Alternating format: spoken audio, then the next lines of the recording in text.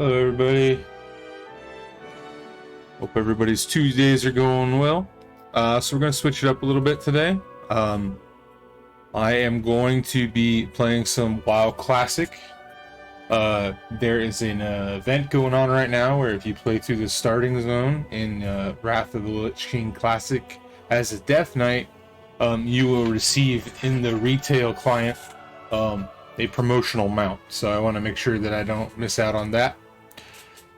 So that's what the plan is tonight. I don't know how long it'll take us. I plan on taking it slow, reading the quests aloud, and just kind of vibing. Well, I mean, first things first, we got to make our character, right? So I'm on a very alliance-heavy server, so I'm going to go with alliance. So my options are human, dwarf, night elf, gnome, and Draenei. So what I'm probably gonna my toss up right now is between human and dwarf. One of the reasons why is I just like dwarves. Dwarves are my favorite fantasy race of like all time. So I'm partial to playing them. You know, we share something. You know, the beard. So it's likely we'll play it.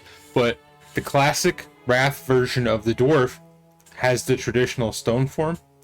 It has increased critical chance with guns, which isn't applicable to us. It has resistance to frost, which is applicable because there's a lot of frost damage that comes with this upcoming expansion. Has treasure finding. This is the last expansion that it has treasure finding, where it actually finds chests. They switch it in Cataclysm to only look for or not to look for anything. It increases archaeology speed and lets you collect more fragments. And then expertise with maces, that's pretty good because Death Knights use two-handed maces. So having that little bit of extra expertise would be greatly beneficial. So in ages past, the dwarves cared only for riches taken from the earth's depths. Then record surface. I might need to turn this volume down a little bit. Sorry if that's too loud for you guys. In ages past, the dwarves cared only for riches taken from the earth's depths. The record surfaced of a godlike grace said to have given the dwarves life, that's the Titans, and an enchanted birthright. Driven to learn more, the dwarves devoted themselves to pursuit of lost artifacts and ancient knowledge. Today, dwarven archaeologists are scattered throughout the globe. Okay. Then we have humans here. Humans have the perception ability, which increases their stealth detection. Increased spirit, which increases health and mana regen. Not that big a deal. 10% bonus increase to reputation gains. That's pretty decent, actually. Expertise with swords and maces, so that doubles the amount of weapons that we could possibly be experts with. And then they have every man for himself, which is arguably the most broken racial ability that has ever been in the game. Humans are a young race and thus highly versatile, mastering the arts of combat, craftsmanship, and magic with stunning efficiency. The humans' valor and optimism have led them to build some of the world's greatest kingdoms. In a troubled era, after generations of conflict, humanity seeks to rekindle its former glory and forge a shining future. So I really want to play a dwarf simply because I love them so much, right? But to be completely honest with you, if I plan on actually playing seriously this character at some point, if for me to not go human would be a mistake. Simply because the expertise for swords and maces is going to be huge.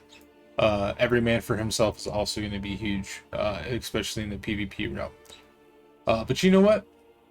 I don't know if I'm going to play this character. If I decide that I want to play this Death Knight seriously, then I'm just going to go with and jump in and make a human. So for now, I'm actually going to make a dwarf.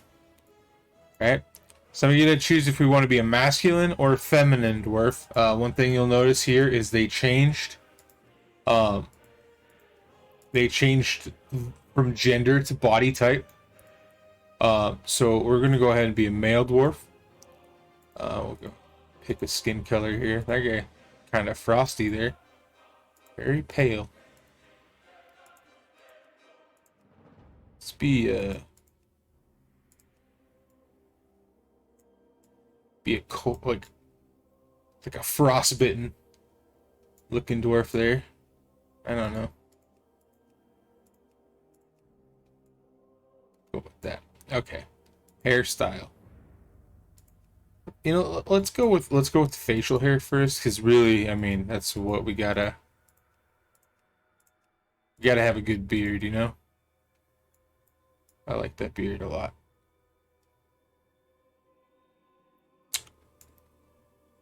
So now we gotta pick a hairstyle. And ponytail. I usually don't like long hairstyles. Not that I have anything against them, but in the classic client, they tend to clash with helmets and stuff a lot. So I know beards do. Okay. So yeah, well, let's change our hair color. What do you think? Go with that. That's what I would look like if I was compact. So like I said, this is just a probably going to be a one night thing, simply because disable all these. I just want to make sure that I don't miss out on that promotion. The only add-on I want is this one. All right. See right there? We already got a problem with our beard. But whatever. All right, here we go.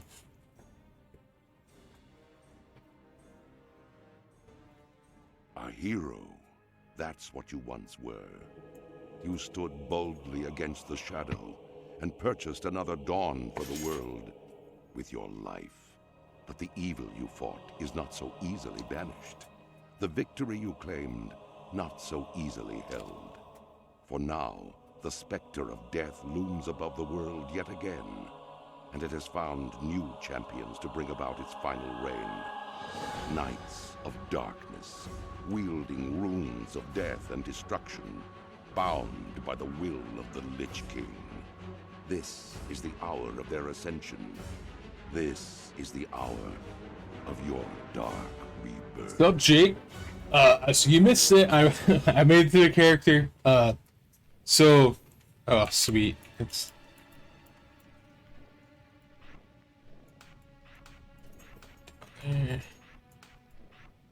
give me 1 sec here. There. I need a target. Okay.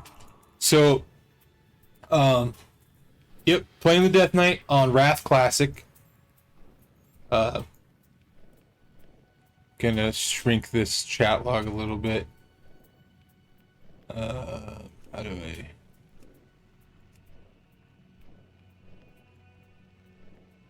Pull that down. But...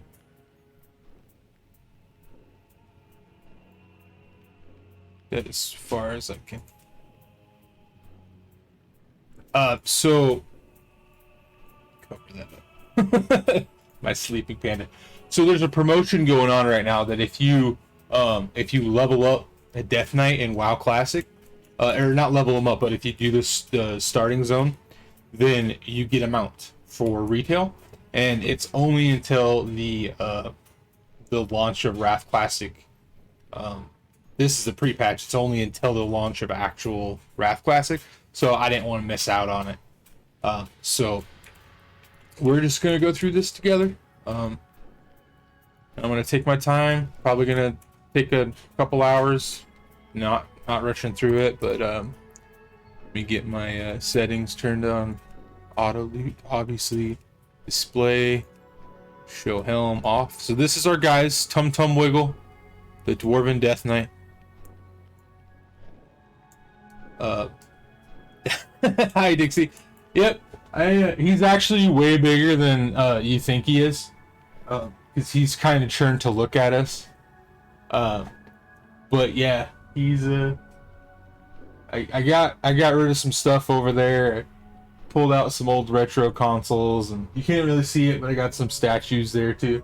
That's just temporary. I plan on in the next coming weeks. I did build that, yes. In the next coming weeks, I plan on redoing my office. So I took a lot of the stuff down. I'm going to be moving to a different area of the room that doesn't have the door behind me. And then I'm going to get some new shelves. I'm going to put my fossils and stuff up and try to get some lighting and everything. There's a lot of freaking people here right now, so just a heads up, is this may be rough. Actually, yeah, I'll just put the combat log on. All right, so this is our Dwarven Death Knight Tum Tum Wiggle. Right. So let's see here. We got Find Treasure. It's a racial ability. That's a tracker up here that will show treasure chests on our mini-map. Oh yeah, it's a T-Rex. I have a Velociraptor too, but he's kind of in pieces at the moment. I need to put him back together. I was building him a stand because the stand that came with it was not very good. We got first aid here. They gave us to start us off with first aid skill at 270, which isn't bad. Frost resistance, reduced chance you'll be hit by frost spells by 2%. That doesn't matter. Mace specializations, increased expertise with mace and two-handed maces. That's pretty good. And stone form. Remove all poison, disease, and bleed effects and increase our armor by 10% for 10 seconds. Then we got blood presence, strengthens the Death Knight in the presence of blood, increasing their damage and healing them for 4% of damage dealt. Alright, that's our stance down here. Do we need to see the minimap? Hold on.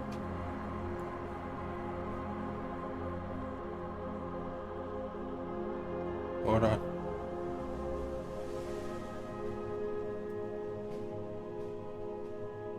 Okay, dang it. Do what you're told!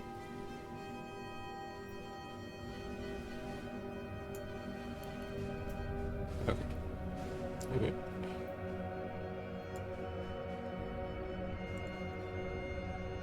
Trying to group these things up real quick, so they'll all move at the same time. Or this thing has other plans, I guess. Okay. What will move me down here? Is that better? Maybe.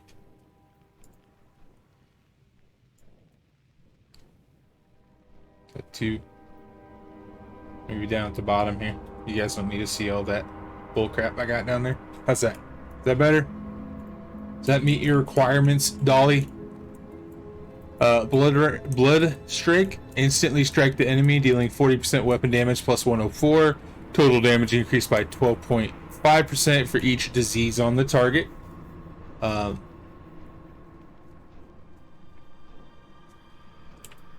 don't have a melee weapon yet, so... And on our frost spells, we have Frost Fever, which is just a passive. It is a disease that deals 62 frost damage every 3 seconds and reduces the target's melee and range attack speed by 4%. It's caused by Icy Touch and other spells. So, it isn't something that we put on by itself. It is a secondary effect of other abilities. So, like, Icy Touch chills the target for frost damage, infects them with Frost Fever. Alright? Causes very high threat while in Frost presence. We don't have Frost presence yet.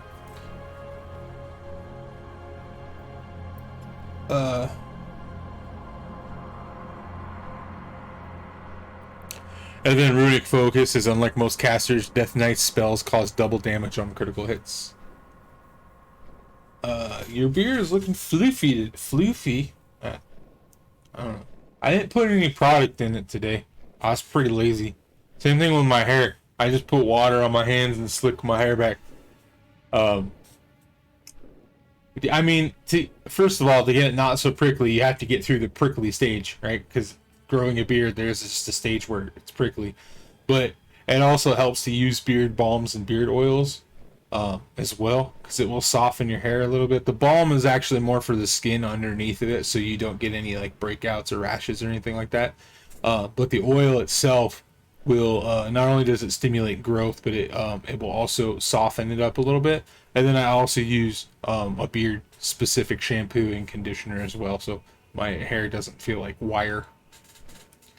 And then unholy, we have blood plague, disease dealing 66 shadow damage, causes plague strike by plague strike and other abilities. So similar to frost fever, however, it doesn't slow anybody down or slow their attack speed down or anything like that.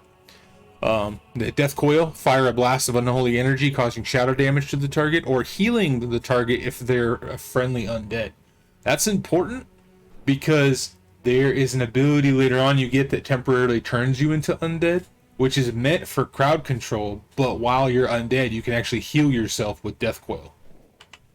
Death grip is basically Scorpion's ability from Mortal Kombat. You just get over here and you pull the enemy towards you.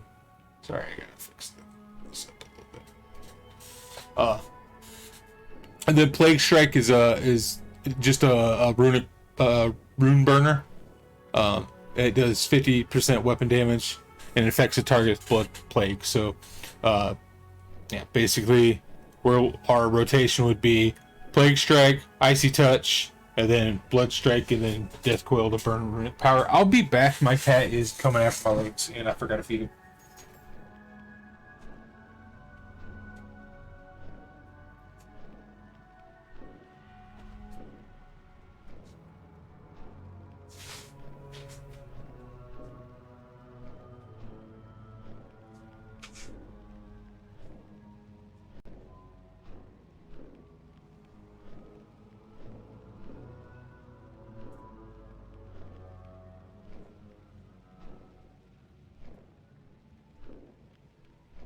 Yeah, so if I don't feed that cat, he will actually unplug my internet.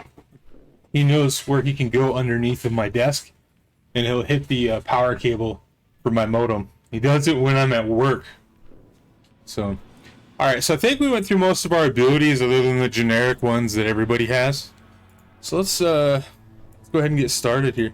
Oh yeah, there's achievements now. Wrath is when achievements were added. So there's some stuff that we can go and do. Maybe later. All right, so. Bow to your master. In the service of the Lich King, all that I am, anger, cruelty, vengeance, I bestow upon you, my chosen knight. I have granted you immortality so that you may herald in a new dark age for the Scourge. Gauge now upon the lands below us. The Scarlet Crusade scurries to undo my work, while Light's hope stands defiantly against us, a blemish upon these plague lands. They must all be shown the price of their defiance. You will become my force of retribution. Where you tread, doom will follow. Go now and claim your destiny, Death Knight. Report to Instructor Vesuvius in the heart of Artris. I will tell you guys now, as a trigger warning, we are not good guys, right? Like, we really aren't good guys. Like, I know we're gonna do some shit that I'm surprised hasn't been pulled out of the game, so just letting you know that. I gotta fix that one of those fires. Hold on.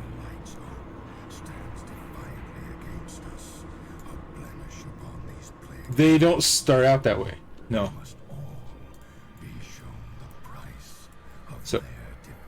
So he's actually reading the quest text to us right now, but it's too quiet. So, alright. So we're gonna go in here and talk to Instructor Vesuvius. You can check out these guys here. Alchemist Karloff, Support Dust Vendor. He sells what looks to be, well, one, Corp Dust, which we do need eventually. That is a reagent for Death Knight's ability to summon their ghoul. But it looks like he's a reagent vendor. We got Gangrenus, the general goods vendor. He sells ammo, which is odd because, oh, Death Knights don't use ranged weapons. We have Fester. He sells trade goods. Also odd because we can't get professions yet. Corpulus sells food and drink. We might have to pick. We have a little bit right now, so we'll just hang on to what we got for now. We don't have that much HP. Let's go see if there's anybody else on this other side here. So, oh, we got Master Siegesmith Corvus. Looks like a repair vendor. What is it that you need from Corvus? Oh, he sells armor. That doesn't look like it would really guard you much. Just being real. We will have a full badass set of armor plus a weapon by the time we leave this place. So, alright, let's go talk to Instructor Resuvius. You have heard the call of the Lich King, Death Knight. Now is the time to answer your master. Complete quest. The single most important piece of equipment to a Death Knight is the Rune Blade. It is through the Rune Blade that a Death Knight commands the power of Frost, Blood, and the Unholy. The Rune Blade also acts as a vessel to restore the Death Knight's runic power. The time has come to create your first Rune Blade. Search the weapon racks on this floor and locate a battle-worn sword. Once found, take the sword to a nearby rune forge and use it to create a Rune Blade. Search the weapon racks in Ebonhold for battle-worn sword and use it on the rune forge to craft a Rune Blade sword. Return to Rune Blade sword to Instructor Resuvius in Ebonhold. You will learn following rune forging, and we will get our weapon. Alrighty. So it looks like the sparkly's over here. How are you feeling, by the way, Dixie? I know you got the COVID. Alright. Battle-worn sword. Dried blood coats the blade. Alright, I think these, yeah, because there's a, you can't see it, but there's a tooltip on the bottom there. It says Rune Forge when I hover over this. So.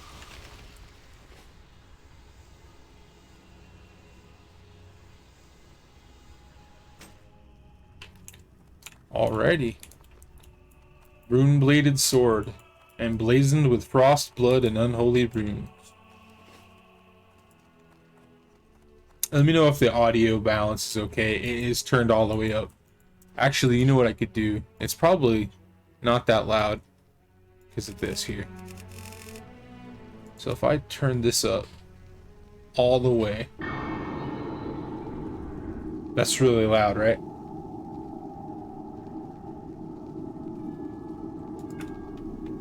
It'll probably be loud when I get into combat. So, alright. The Rune Blade is an extension of your being. A Death Knight cannot battle without a Rune Blade. Interestingly enough, I can use maces. I always thought that was really weird to me. I figured that Death Knights would not be able to use maces, because it's not a blade, but you can indeed use it. Well done, Tum Tum Wiggle. You have successfully created your first rune-bladed weapon. With it, you will sow the seeds of chaos and destruction. In your wake will be a bloodied field of battle littered with the corpses of all that would dare oppose the Scourge. Rune forging preparation for battle. The mark of war is etched indelibly upon your soul, Death Knight. You have learned the dark art of rune forging, and with it you will engrave runes of power upon your weaponry. Preparations for battle must be made. Return to one of the rune forges here in the heart of Acaris, and use the power of rune forging to emblazon your weapon with a rune of power. Return to me when your blade glows with dark energy. Instructor Resuvius in Ebonhold has commanded you to use the rune forging ability to engrave a rune of your choosing upon your rune soul blade. You may freely replace the engraving upon your weapon at any time so long as you're near a rune forge. So this is a unique thing to Death Knights, is they have a class profession, technically. I guess rogues have two. They have lockpicking and poison crafting. But Death Knights don't use weapon enchantments because they have these powerful enchantments of their own that they can place on their weapons.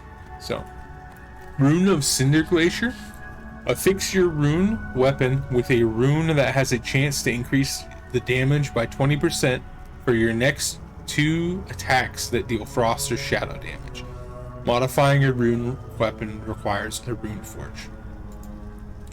Rune of Razor Ice. Affix your weapon with a rune that causes 2% extra weapon damage as frost damage and increase your enemy's vulnerability to frost attacks. Now, I'm going to go with that one simply because, at least for right now, 2% just extra damage and then a vulnerability to frost. We're going to be doing quite a bit of frost damage. So we're going to go with Rune of Razor Ice. I don't know if that's the meta, but that's where I'm going to go. And we're going to put it on our Rune Soul Blade.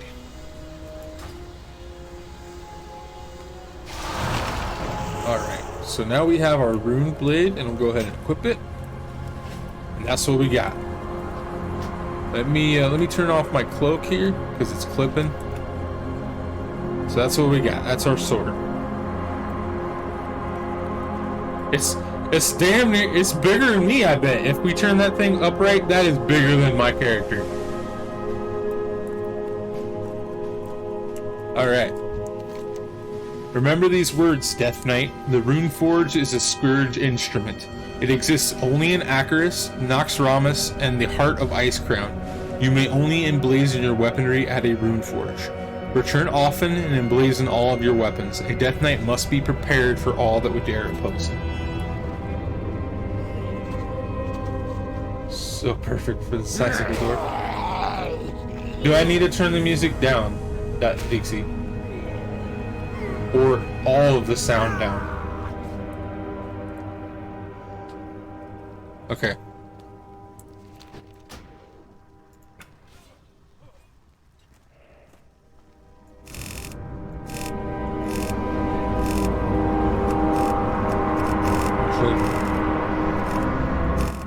I bet that got real loud.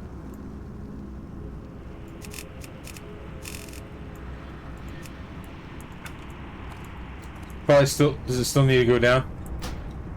Probably.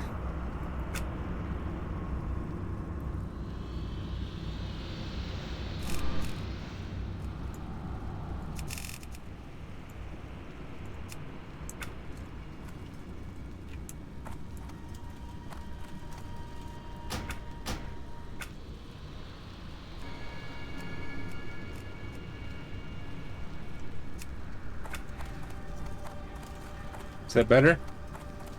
I'll probably have to do some more adjustments once we actually start fighting.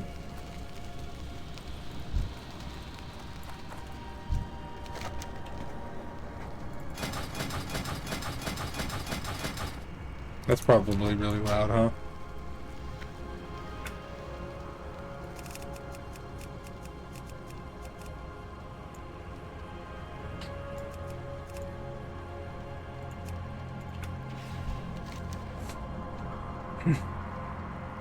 The endless hunger will soon take hold of you, Death Knight. When it does, you will feel pain immeasurable. There is only one remedy for the suffering, a hunger that must be sated. I give you the key to your salvation. Chained to the heart of Acheris are those deemed unworthy of the Dark Brotherhood. Use the key to free an unworthy initiate. Allow them to equip their gear and battle you for their freedom. Kill, and the pain will cease. Fail and suffer for eternity. Live or die, the choice is yours to make. Instructor Vesuvius in Ebonhold has commanded you to free an unworthy initiate and kill them in cold blood. It is your life or theirs.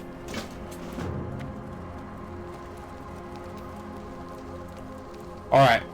Who we gonna kill?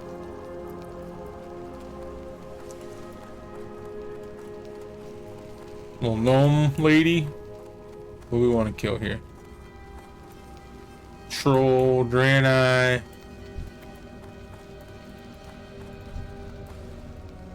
Let's kill the Tauren.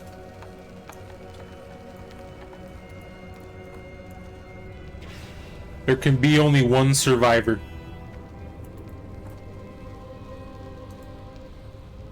Can't attack that target. Ooh, that's loud. Can't attack that. I can't attack that target.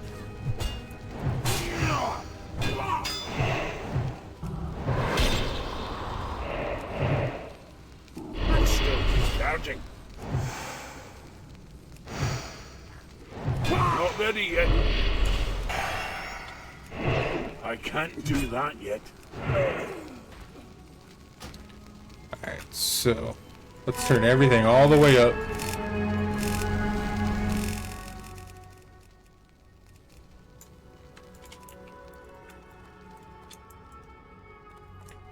See if that did it.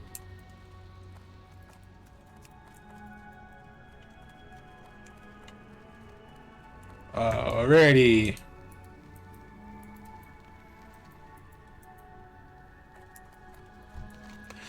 As expected, my chosen knight has triumphed. You are ready, Tum Tum Wiggle. Behold Acheris, the grand citadel of death. It has no equal in this world. Not even the mighty Naxxramas could withstand a direct assault from the Ebonhold. Looming over the face of the necropolis is the all-seeing eye of Acheris. From it, the Master is able to see great distances into territories held by our enemies. What the eye sees, the Lich King sees. And now the time has come for you to peer through the eye. The Lich King has called for you, Tum Tum Wiggle. Go now. Suffer well, brother. Report to the Lich King.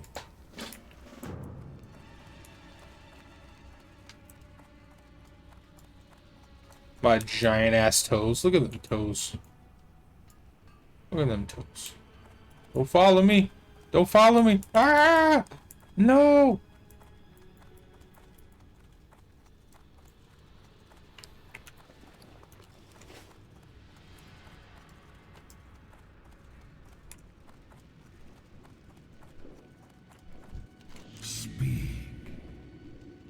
The time has come to spill the blood of our enemies as is approaching. You must first learn what it is to seek to destroy before rushing headlong into battle. It is what separates a Death Knight from a mindless ghoul. I will grant you sight beyond sight, my champion.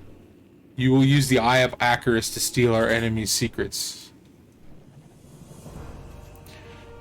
Towering above this platform is the Eye of Acheris. From it, you will call forth a probe that will use to analyze the Scarlet Crusade's fortifications at New Avalon.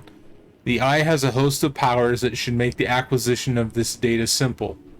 Use the Eye's siphon to analyze the Forge, Town Hall, Hold, and Chapel. The Eye's control mechanisms are located on either side of this platform. Waste no more time, Tum Tum Wiggle. The Scourge will have this place. The Lich King commands it. The Lich King commands you use the Eye of Acheris to analyze Scarlet Hold, New Avalon Forge, New Avalon Town Hall, and the Chapel of the Crimson Flame. Control the Eye of Acheris by using the Eye of Acheris control mechanism. Alrighty, here we go. Oh.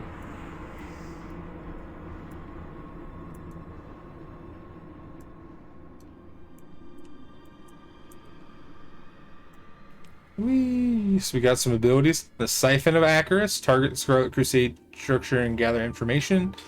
Summon ghouls on the Scarlet Crusade. Okay. And Shroud. Shrouds it from sight. Alright. So there's a forge over here. Go ahead and drop the ghouls down there.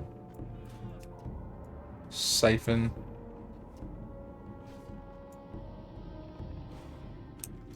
Alright, got one done.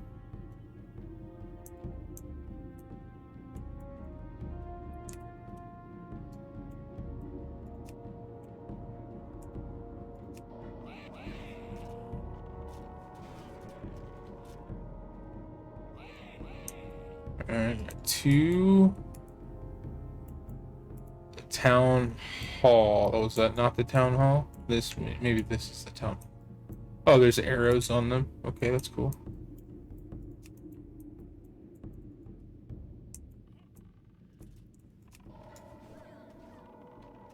Just gotta make sure that we're summoning the ghouls, otherwise they'll kill the eye. The eye's not very strong. Alright, and the final one is the Chapel of the Crimson Flame. Over here? Yeah, okay.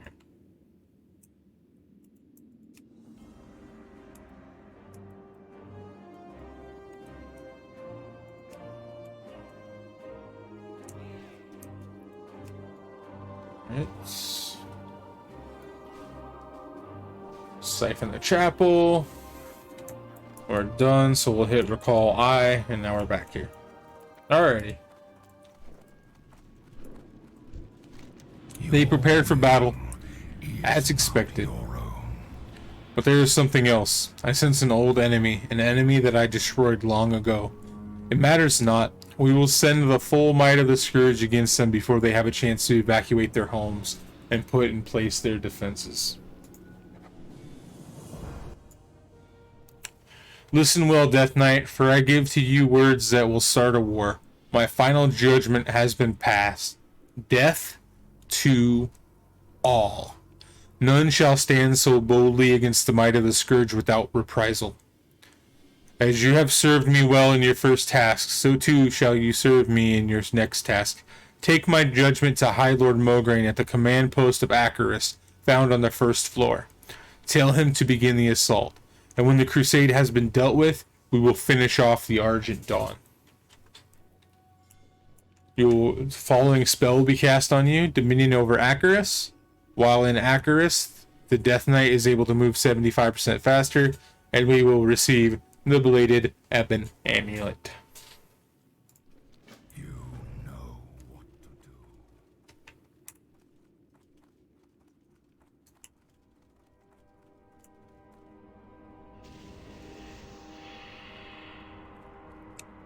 Alright, so we got some named guys here. Hisarion, Warboss Bloodbane, and Koltira Deathweaver. Then we got the Valkyr, Baron Rivendare. He used to be in Stratholme. He was the boss of Stratholme. Prince Kael'thas, sorry. He's a Sandlane, which are the closest that Warcraft has to vampires. Well, technically not anymore. The Venthyr are like actual vampires. They're the closest in Azeroth to vampires. And then we got Lady Alistra here. She's the unholy Death Knight trainer. And then... Sorry, my little legs are taking me as fast as they can. Then we got Lord Thorball over here. He is the Blood Death Knight trainer. Then last, and certainly not least, probably the coolest of the trainer, is Amalthazad. He is a Lich, and he is the Frost Death Knight trainer. So, alright. We'll go speak with High Lord Darian Mograine. Everybody is so much bigger than me. Can't get comfortable. The horns of war will soon echo across this land, waking the dead and calling forth the Scourge war machine. Woe unto those that would stand in our way. You and your brethren will lead the charge, Tum Tum Wiggle. When next I look upon the Scarlet Lands, may my sight be obscured by the legions of Acarus. The march upon New Avalon begins now.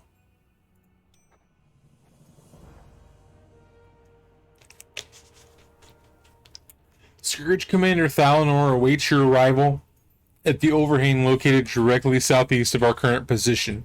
Report to Thalanor and requisition a Scourge Griffin to deliver you to Death's Breach. Prince Valinor will be waiting for you down below. Suffer well, brother. You got it.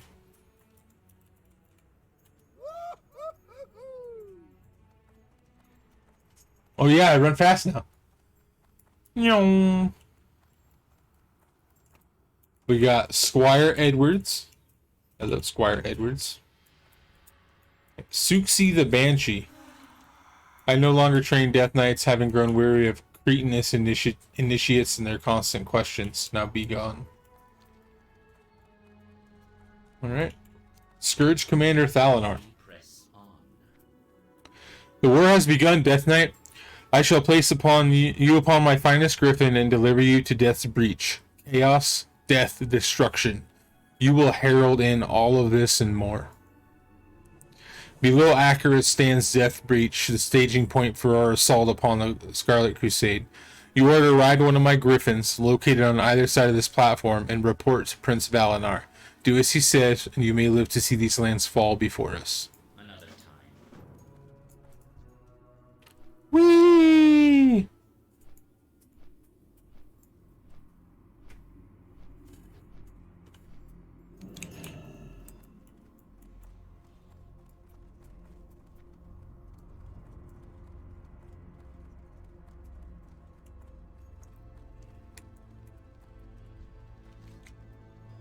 The Scarlet Crusade will serve a new master, and death.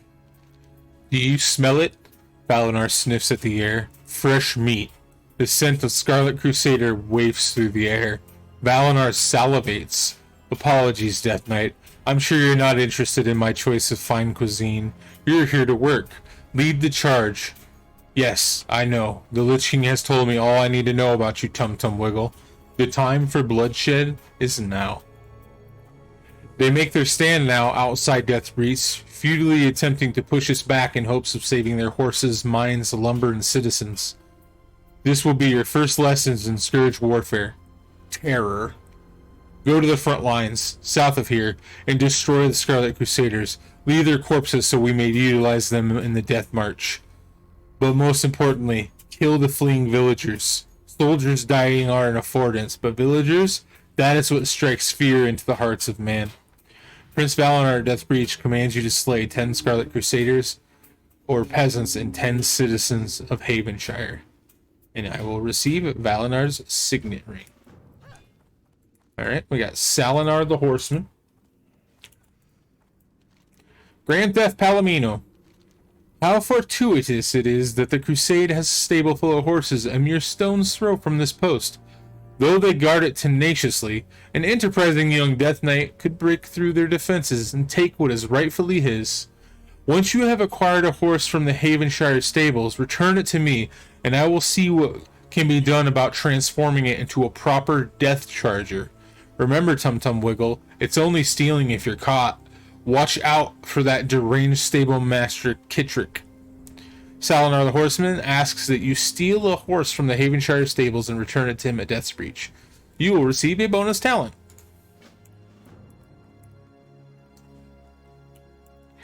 And we got Orthos the Sky Darkener. The Sky Darkeners are mindless constructs with one purpose: kill. Specifically, they're aiming to kill any man or woman they see fleeing Havenshire for the safety of New Avalon. We certainly can't allow these cowards to make it to safety and then take up arms against us. There's one slight problem though. They use Serenite arrows for maximum range and damage. Serenite, however, is a metal only found in Northrend, so supplies are limited. Retrieve those arrows for me and I will reward you handsomely.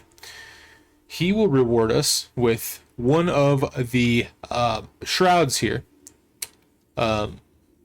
They're all the same minus the resistance and their appearances, so we'll get into that when we come to turn the quest in. Alright, we got Ulrune, the Battle Caller, one of the Valkyr. Born of the Lich King's victory over Illidan's Stormrage in the heart of the frozen wastes, Death's challenge is a rite of passage that all Death Knights must undergo. Seek out other Death Knights of Acheris and challenge them to a duel. They must accept and fight until a victor emerge. Go now, Tum Tum Wiggle. Victory for the Scourge and glory to the Lich King.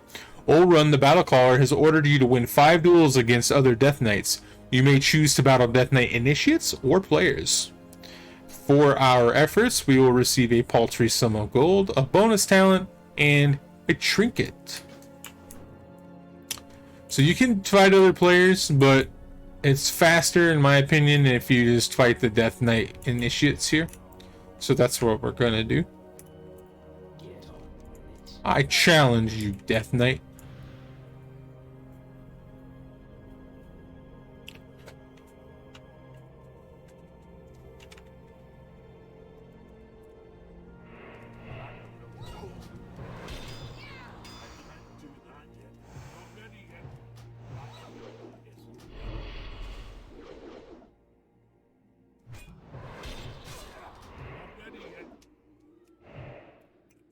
Alright, 1 of 5 done. We'll just go ahead and start the second one.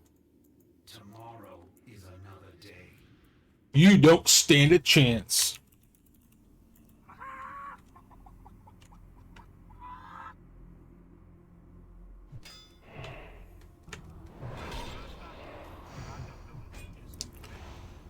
So the essence of the Death Knight's rotation is get the diseases on the target to increase the damage that you deal from other sources. And then as you spend those abilities, you gain runic power, which is the blue bar here below my health bar. And that runic power, you then can jump into other abilities that don't cost runes. So you start with 2 blood runes, 2 frost runes, and 2 unholy runes. That's what powers your basic rotation. And when you use these runes, you generate that blue bar. And that blue bar is used for your DPS dumps.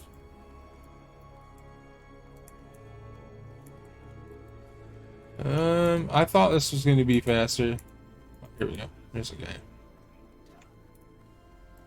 You need something?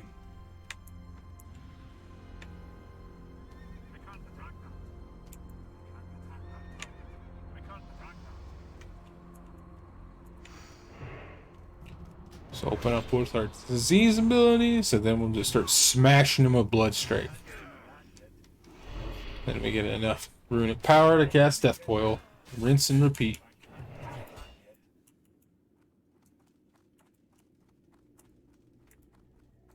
Make it quick. Suffer well. I can do this too. So in retail, when you use stone form, you actually grow a little bit. So you're not so tiny. I could have been a gnome. But if I'm being honest, gnome voices are really freaking annoying to me. So, mecha gnomes are better in retail, but the classic gnome voice just it makes me grind my teeth together. Alright, we gotta find one more of these dudes to duel. We got one right over here.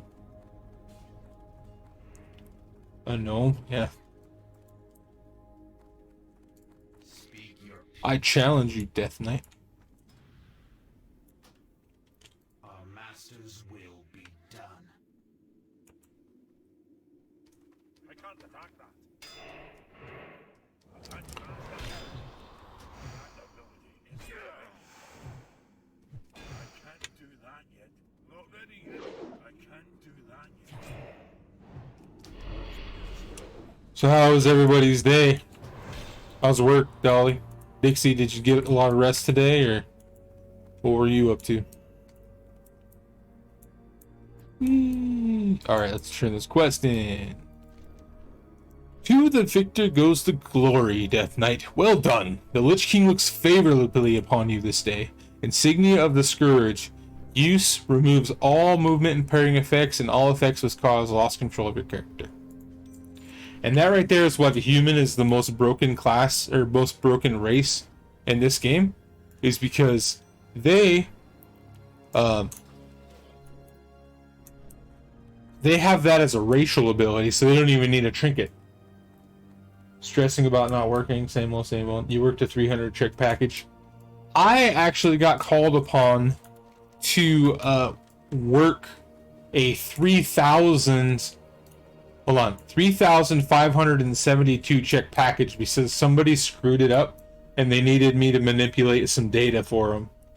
So, yeah, that was interesting. Been playing games, slept a bunch. Yeah, I mean, get your rest, man. It's most important. Though, you know what? I will say that Don't feel guilty about entertaining yourself when you can't leave. I absolutely can't stand that when like people make you feel like you can't do anything because you're sick. Oh, you called in sick to work, so you better be home miserable, laying there, not entertaining yourself at all. That pisses me off. So, actually, had this conversation with Dolly already. So we got a document here. High musings of the general.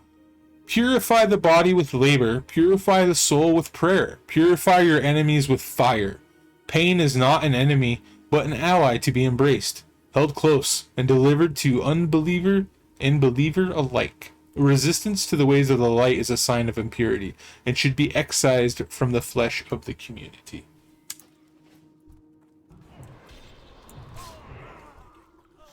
Oh, we got a healing potion. Pretty good stuff. We'll drop that here. I have a unique hotbar layout because I have a gaming mouse. So all my rotation is done with my right hand. So you'll see I have these set up in chunks, and that's because the middle chunk here is hold on here. Who's doing that? Is it you? I will kill you.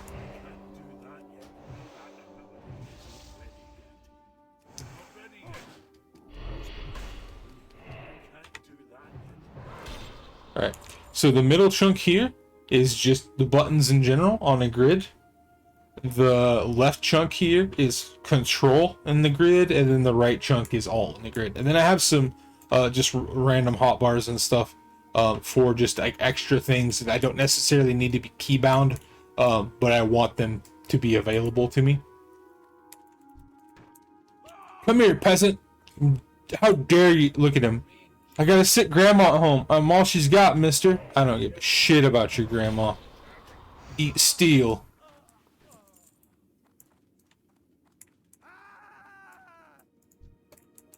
Everyone's grandma's sick around here.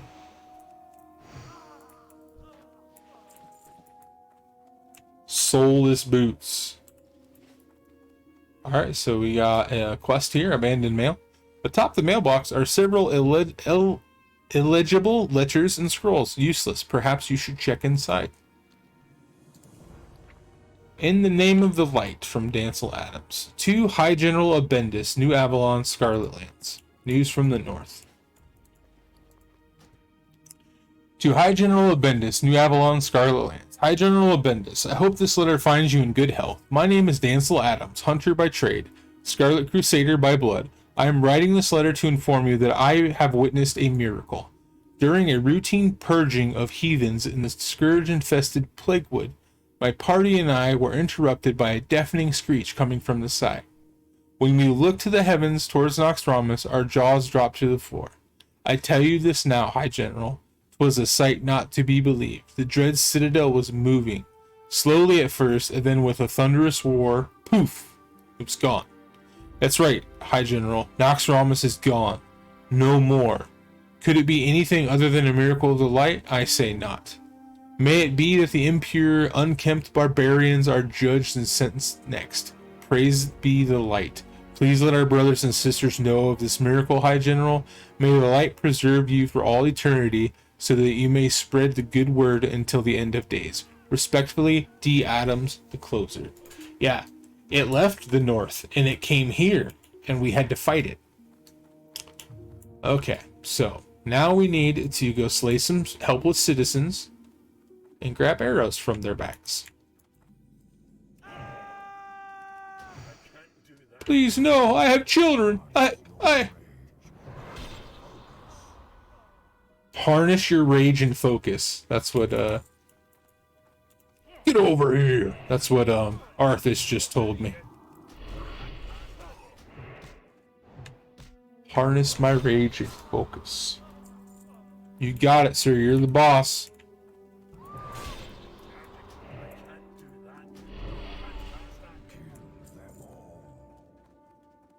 Kill them all.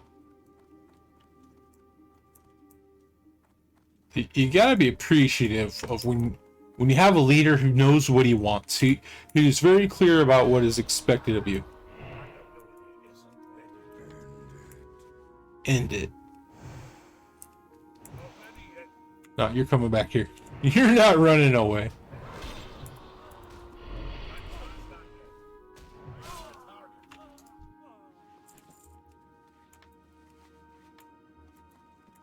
Damn it. You're taking my arrows.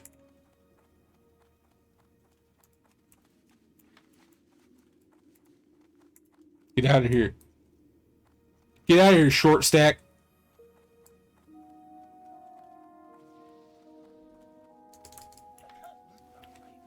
Got another arrow.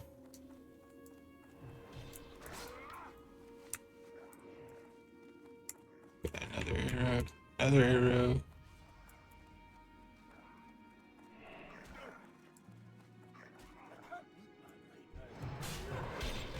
Little bastard. Stole my arrow.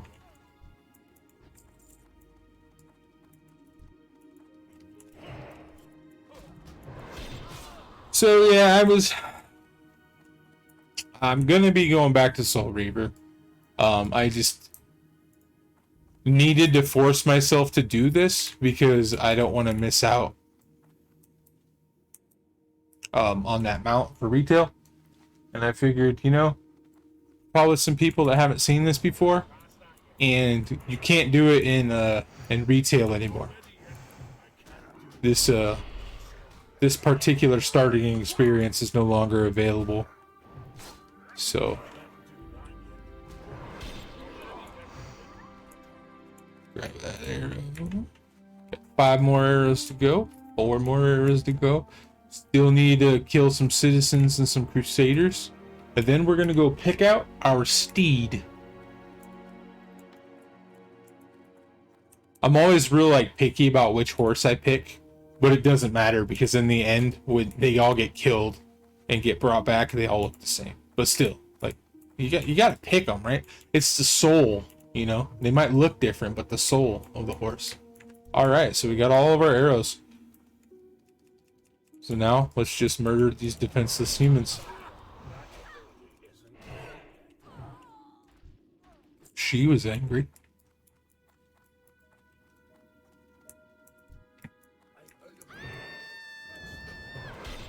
Spare my life. I will leave this place forever. Nope. Not sparing none of you. Hey! The Sky Darkeners killed my guy. Alright, we got a mangled diary. The torn pages, or the pages are torn beyond readability.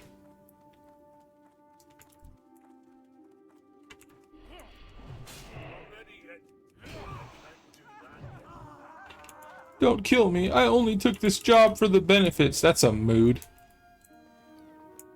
He had cheese. Thanks for the cheese.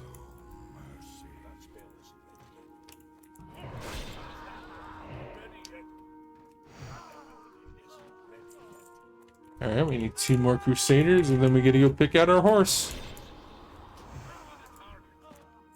Another mangled diary.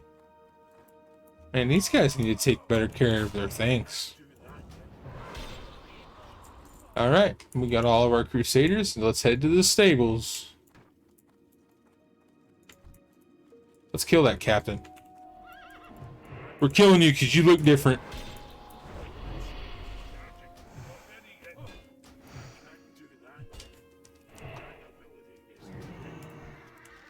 Ooh. Priestly preening. Be like your betters. 1. Cultivate a fulsome beard, for it conceals the imperfections of the face from the light. Okay.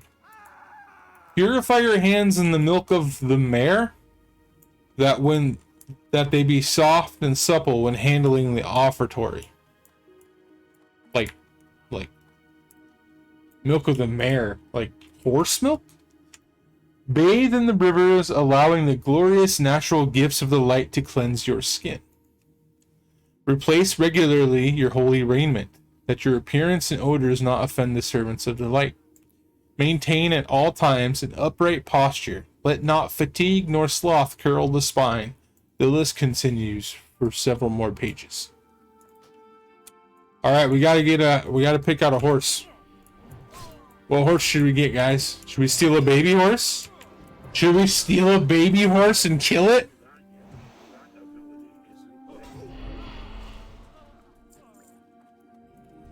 That thing respawned really fast. I'm eyeballing. There's a black colt over there. A little black baby horse over there. I think I'm gonna go for. This one right here. Yeah, ride that pony. Woohoo! Gallop. Yeah, that looks ridiculous. We did it! We got a baby horse!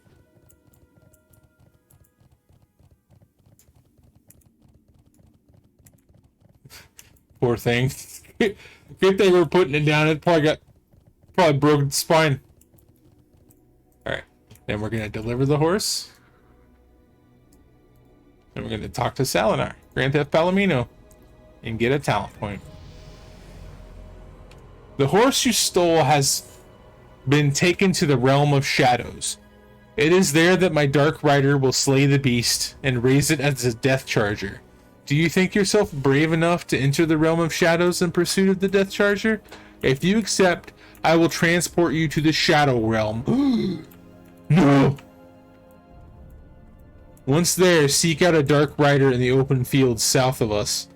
To emerge victorious, you must slay him, overtake his death charger, and return it to Death's Breach. Issue the Horseman's Call if you succeed. I'll receive the sigil of the Dark Rider and a death charger of my own. Oh, I am in the Shadow Realm. Alrighty. Let's go find it. So this Dark Rider has taken that horse to the Shadow Realm and slayed it. And turned it into a death charger. But he's not just going to give it to us. He put in too much work. So we got to come down here and we got to kill him and take it back for ourselves.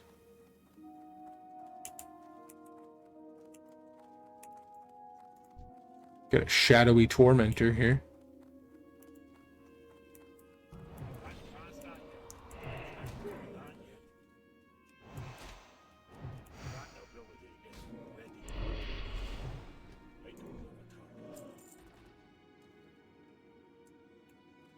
So here's one Dark Rider that's dead. Here's two Dark Riders.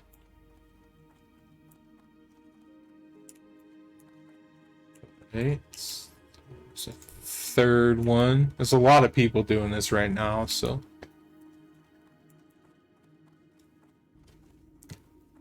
There's one right there.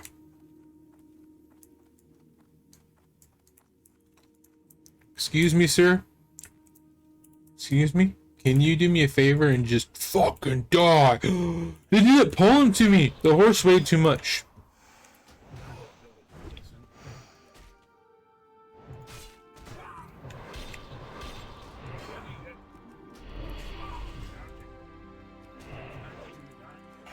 Do a little bit of shatter. This guy's actually hitting pretty hard.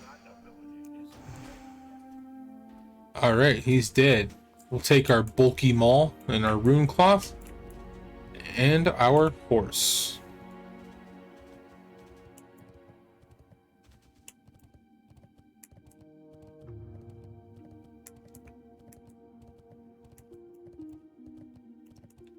So this is what our mount is going to look like. Our free one. Death Knights, Paladins, and Warlocks get free mounts. Alright, so we're back here.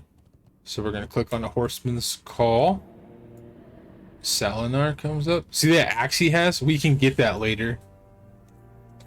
We'll have a choice between a greatsword and an axe. Alright, let's go talk to Salinar and get our pony. You have succeeded where most initiates fail, Tumtum Wiggle. For that, you will be rewarded handsomely. Salinar Pounds. Acarus Death Charger, 2 bonus talent points, and a sigil of the Dark Rider. Boom. And unlike other characters, we don't have a mount in our bag. It's a spell, I believe. Maybe I'm wrong? I swear.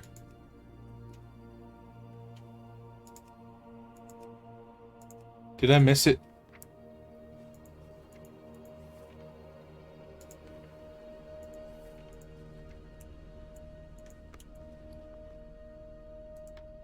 Whoop that.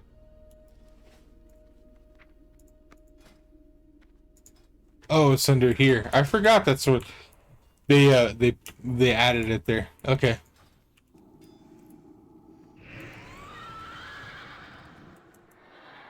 So this is our horse. We gotta think of a name for him. But in the meanwhile, let's go talk to the Sky Darkener here. Tonight we dine in Havenshire. The trajectories they are firing at would have most of the arrows land at or near the Havenshire farm to the south of us. Well done, Death Knight. You feed the Scourge war machine with your deeds. Ah yes, your reward, as promised. So, the only difference between these is this one has shadow resistance, this one has nature resistance, this one has frost resistance. But they all look different. So we have the ice one, the blood one, and the unholy one. And I'm partial to the unholy because purple's my favorite color. But to be honest, I think this one looks best with the armor. And we already have some frost resistance, so this will just increase what we're strong at. So go ahead and pick that one.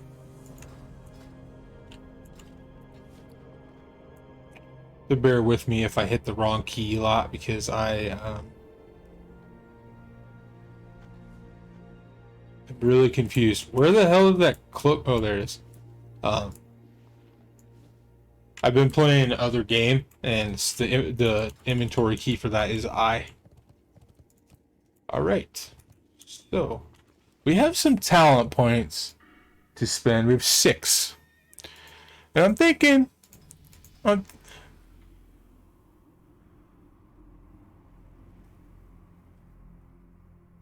don't know. Actually, I don't know what I'm thinking. So I really don't want to go frost. So either unholy or blood. Blood has a lot of like self-sustain. And unholy has a lot of like mitigation. But it also has some really cool stuff. Right here on a pale horse, it increases our mount speed. That's useful. Master of Ghouls reduces cooldown of raised ghouls, and the ghoul summon is considered a pet under your control. Unlike other Death Knight ghouls, your pet does not have a limited duration. So if we go unholy, we'll have a ghoul pet, like a permanent ghoul pet. And a gargoyle. If we go blood, I think we can summon, yeah, rune weapon. And then I think worms. Yeah, blood worms. So what do you guys think? Should we go with blood or should we go unholy? We'll keep going until we... Alright. Do you feel it, Tum Tum Wiggle? That sensation of raw power coursing through your body? Such a thing cannot exist for mortals. The front lines are now dismantled. The Geist will finish the job and prepare the grounds for Vesuvius. We turn our attention now to more tactical targets. Gothic the Harvester. Tum Tum Wiggle. The Crusade is in a frenzy. They have diverted all forces outside of New Avalon to set up a blockade at Light's Point, east of here. They're desperately trying to strip the Havenshire mine of all resources and load the cargo aboard the freights they have docked at the coast. Let's stir things up a bit, shall we? Gothic the Harvester, Grand Necromancer of the Lich King, has graced us with his presence. He has a gift he'd like to bestow upon the Scarlet Crusade. Seek him out. That doesn't sound foreboding at all. He has a gift he wants to give them. Alright, so you say blood. I should say that there is one more talent that's interesting and unholy. Where is it? Oh, bone shield's good.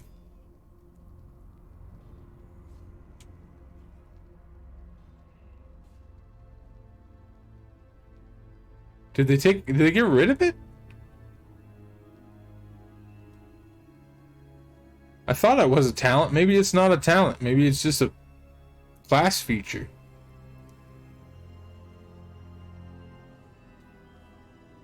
But anyway, so there is a talent or a class feature or something that allows you to, when you die, come back as a ghoul for 45 seconds and you're unkillable. So people use that in PvP all the time. Alright, so we'll go blood. Alright, so we got Butchery. Whenever you kill an enemy that grants experience or honor, you gain 10 runic power. In addition, you generate 1 runic power per 5 seconds when in combat. Subversion. Increase critical strike chance of Blood Strike, Scorch Strike, Heart Strike, and Obliterate by 3%. Reduces threat generated while in blood or unholy presence by 8%. And then Blade Barrier. Whenever blood runes are on cooldown, you gain Blade Barrier, decreasing damage taken by 1% for the next 10 seconds. I'm not worried about the damage. I'm worried about taking damage. I'm worried about dishing it out. So we're going to go with 2 levels of Butchery for that runic power generation, and then 3 levels of Subversion. That's going to reduce our threat greatly and also give us a 9% increase to most of our core abilities. We have 2 more talents to spend. We have Bladed Armor. Increases your attack power by 1 for every 180 armor you have. That's big because we wear plate armor. Scent of Blood. You have a 15% chance after dodging, parrying, or taking damage to gain Scent of Blood, causing your next melee hit to generate runic power. Not a big fan of that one.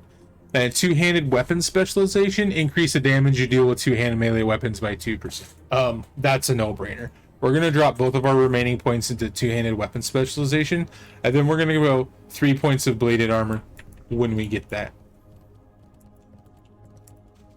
Alright, Gothic. You have fought hard to invade the realm of the Harvester. Wait. Gothic looks at his notes. My apologies, Dwarf. Old habits die hard. So that's a joke, because we are resurrected heroes, right? And Gothic was a boss in the one of the last raids, or the last raid of Vanilla Classic. And that's what he would say is, you have fought hard to invade the realm of the Harvester, and he had his speech.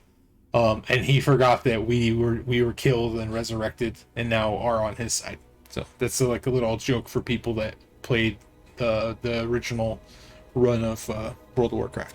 My apologies, Dwarf. Old habits die hard. Valinar sent you then. I trust you're somewhat competent. I do have a gift for the Scarlet Dogs, one that is sure to speed up their work in the mines. I have come for the frozen heart of Naxxramas to feast on souls and deliver vicious thrashing upon our sworn enemies. And I'm all out of souls.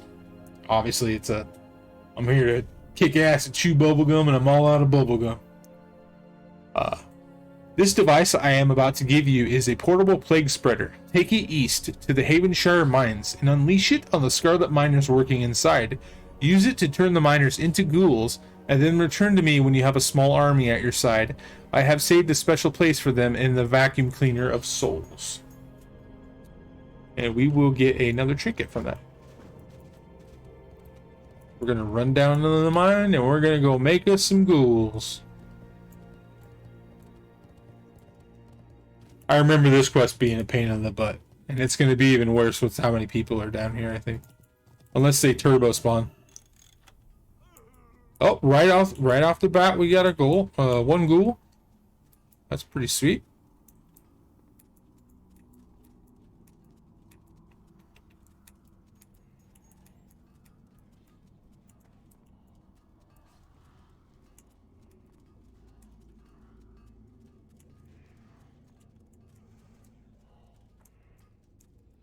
Got a miner here.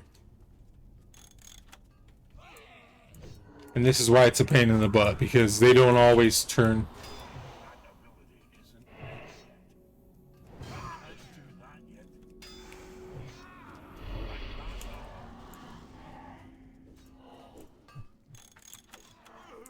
And I got that one. Sweet. So that's 2 out of 5. That's 3 out of 5. Oh, I'm getting lucky here.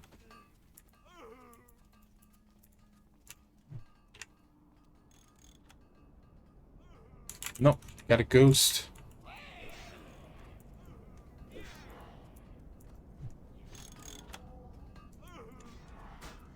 Alright, so we're not gonna do more than 2. Because I don't want to have a bunch of ghouls die.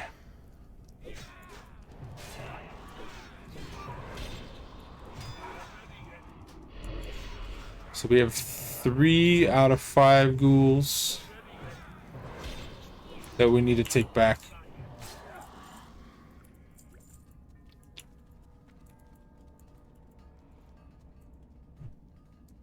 Come on, ghoul. Okay, damn it.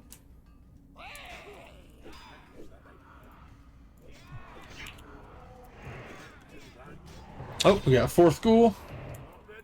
1 more.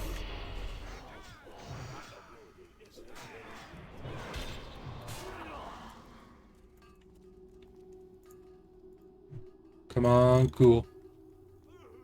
Oh, son of a gun.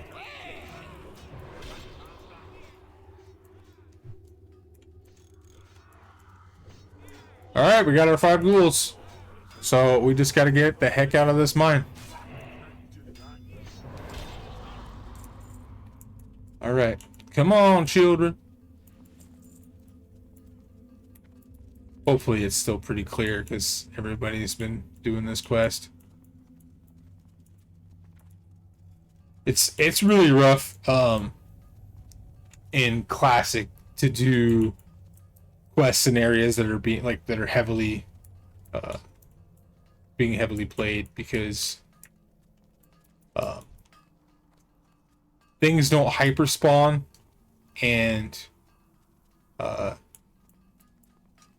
you can't share tags. But if we were to play in retail right now, as long as you're the same faction as me, if we attack the same creature, we both get individual loot and we both get credit for the quest. So there's not really fighting over mobs. And then there's a mechanic called hyper spawning that when mobs that have a certain character IDs, when there always has to be a certain number of them alive. So if too many people are doing something and killing them, the spawn rate increases exponentially. So, all right, jump in the pit.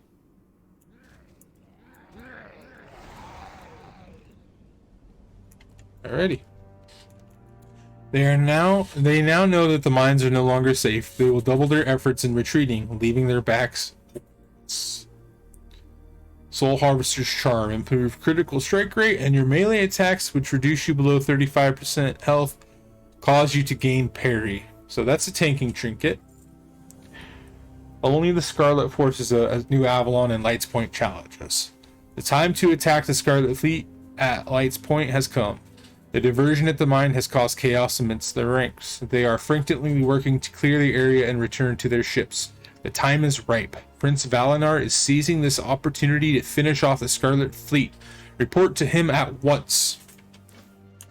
I know that trinket we got isn't great for us, but we have an empty trinket slot, so we might as well wear it.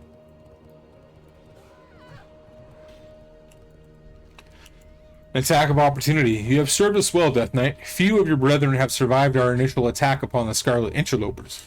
You remain as one of the strongest, Prince Valinar nods. East of us, past the Havenshire Mine, is the coast, called Light's Point by the Scarlet Crusade. 1,000 soldiers stand between us and their ships. Insurmountable? Hardly the point. In their haste, the Crusade will make one fatal error, forgetting to check the mine cars. You are to return to the Havenshire Mine, east of here, and locate the mine car that my minions have planted near the outhouse. Climb inside the mine car, and a Scarlet Miner will unwittingly see to it that you are placed safely behind enemy lines. Once aboard their ship, use their cannons against them. Slaughter them all. Call the Scourge Griffin from the cannon when you are ready to return. For that, we will get talent points and plated Serenite bracers. So we got another talent point. We're going to drop that in bladed armor.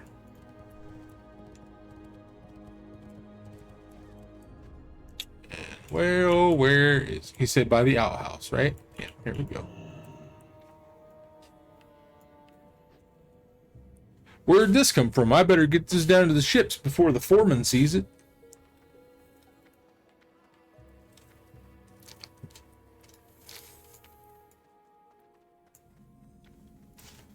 The wheels aren't moving, and that bothers me.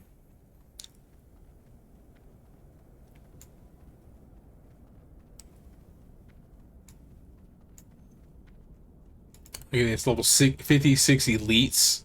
That would have messed me up if I would have tried to come down here. Cannons.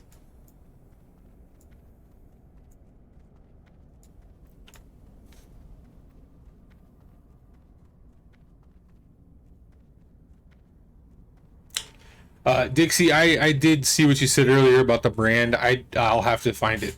The box. I don't remember. I've had that thing 6 or 7 years. So, I will tell you that that one is the only one that is of that quality. The other ones, where they're fun to put together and they look okay, they're not the same quality as the T-Rex. Alright, now we are on the ship. And we are gonna blow some people up. Death.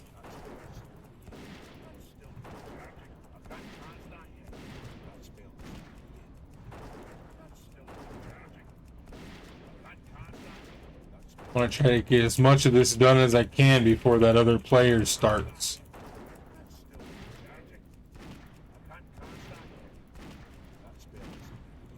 Call the Griffin.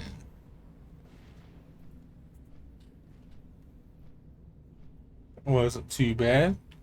Is this music not looping? It is.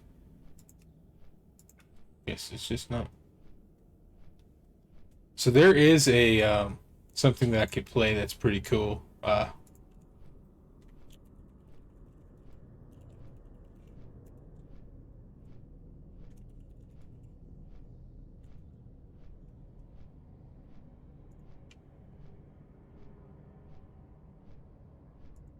So there is a command that I can enter. I could run a script. So we'll run this one first. So if I do this.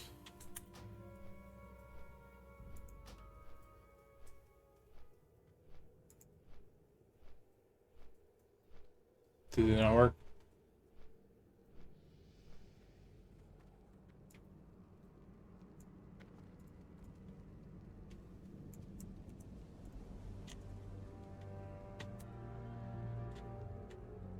Huh. Weird. Okay, so what about this one? Oh, there it goes.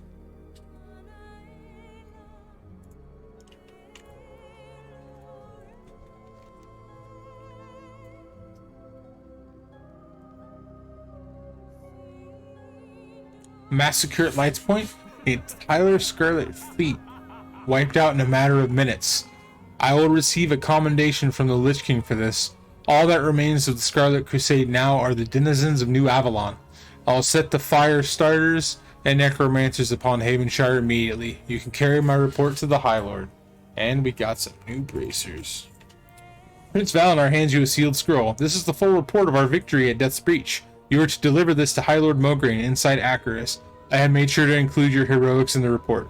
Heroics. That's a terrible word for what we've been doing. It's not heroics. Mograine will undoubtedly reward you greatly for this victory. Go now. He's gonna give us leg plates.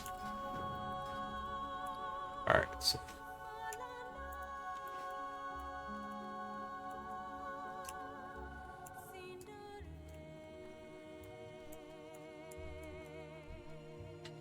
Take our little bony bird back up to so you're a Dracolich, but you ever see a Griffin Lich?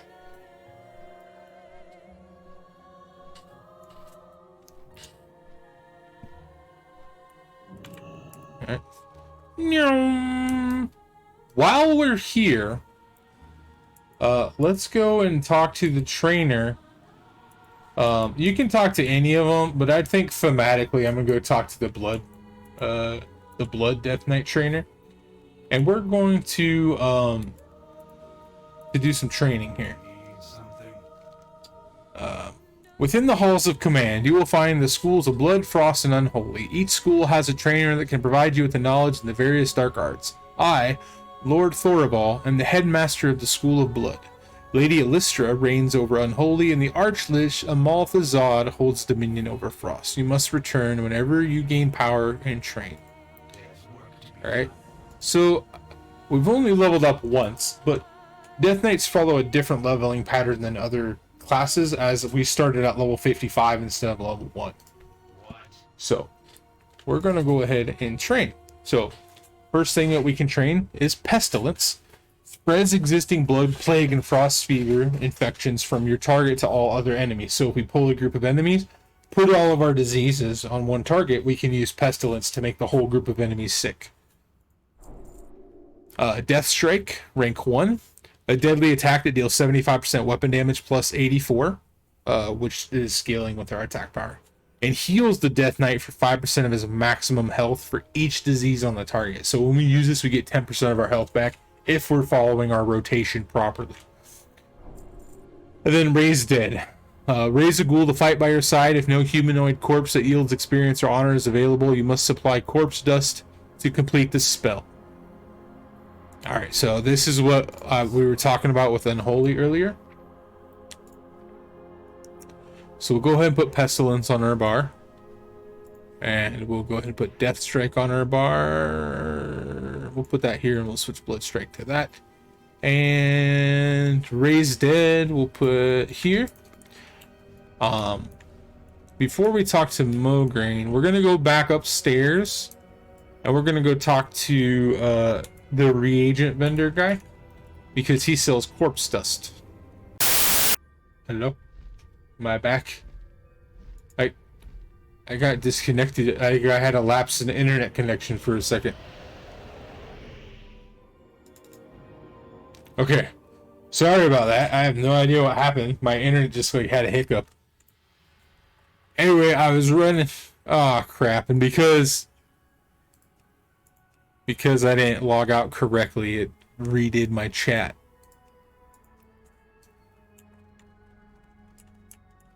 I was standing on that and I'm like, why am I not beaming up? And that's because I was disconnected. Okay, so actually I don't want to be here. I want to be here.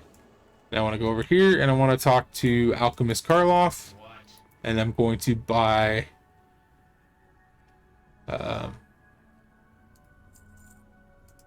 going to sell all of my crap.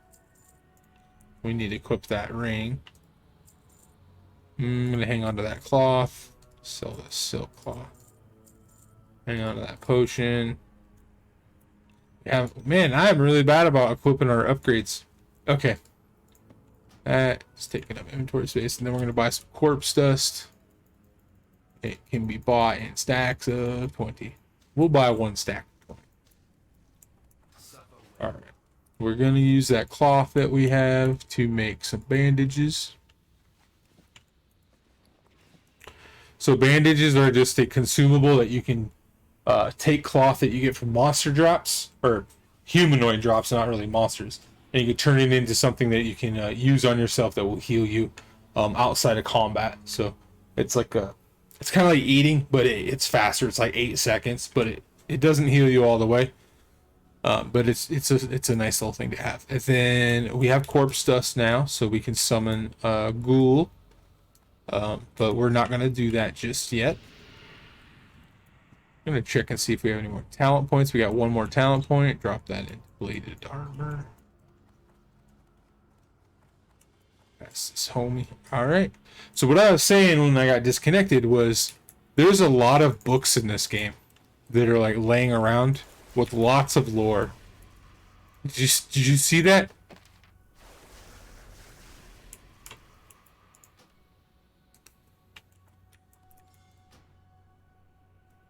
And particularly, you can go to areas that have libraries, and there are tons of books there for lore. Am I still alive? Now I'm paranoid. And I said so. Okay. I was certain you wouldn't. Can we read that? Now it's sealed. I was certain you wouldn't make it back in one piece, Death Knight. Perhaps there is more to you than I first surmised. Yeah, I'm like, okay. High Lord Mograine reads over the report. The entire Scarlet Fleet? High Lord Mograine nods. Such power, Tum Tum Wiggle. I have not seen such a display of domination in a year since my father wielded. High Lord Mograine shakes his head. It's not important. Yes, your commendation, lest I forget. His father was Alexandros Mograine, arguably the most powerful paladin to ever exist within the Warcraft universe. He was known as the Ashbringer, and he wielded the Ashbringer, which was a sword forged from the heart of a Naru, which is a being of pure light.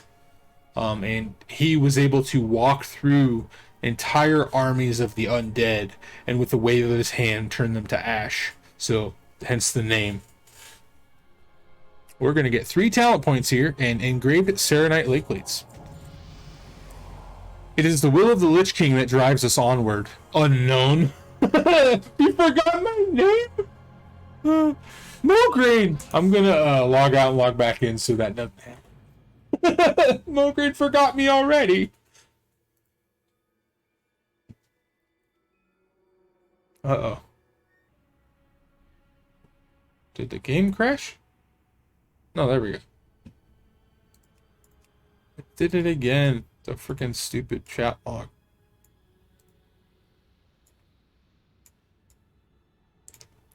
Mograine, don't forget me. I thought we were bros.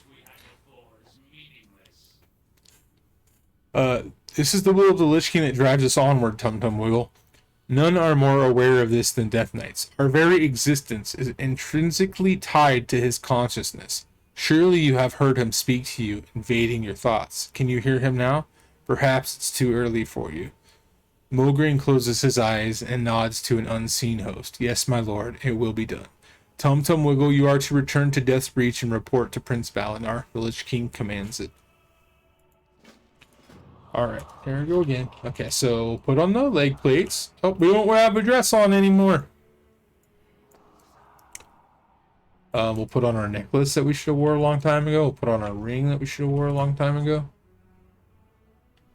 Kind of embarrassing that I didn't equip all that stuff, to be honest. But to Death Breach.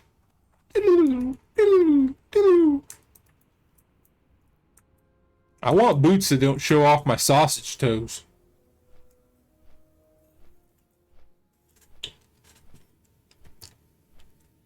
Yeah, I only asked if I was live because my viewer count's at 0. But you're in here, obviously, so I don't know what's going on.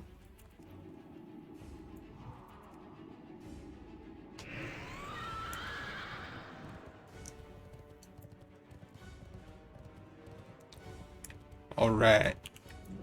You hear that music picking up? Oh, that reminds me. Music. The other song.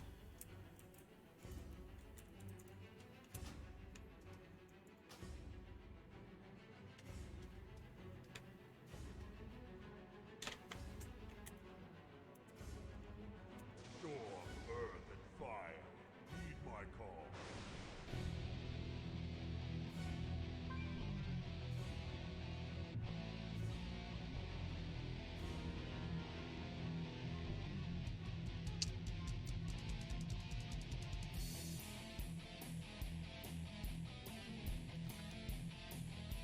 Havenshire is ours. 1,000 corpses litter the ground, patiently waiting rebirth. We strike now at our enemy with the awakened strength of the Scourge.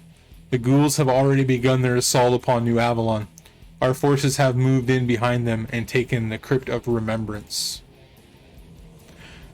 The attacks upon the gates of the last Scarlet Bastion have begun. Our ghouls are wearing the Crusades' front lines down while we labor to fortify our new forward base, the Crypt of Remembrance. Venture south to the crypt, which borders New Avalon, and report to my dear brother, Prince Keleseth. He will be expecting you. Prepare yourself, Tum Tum Wiggle, for you are about to witness the next stage of Scourge warfare. Domination. Ride now, Death Knight.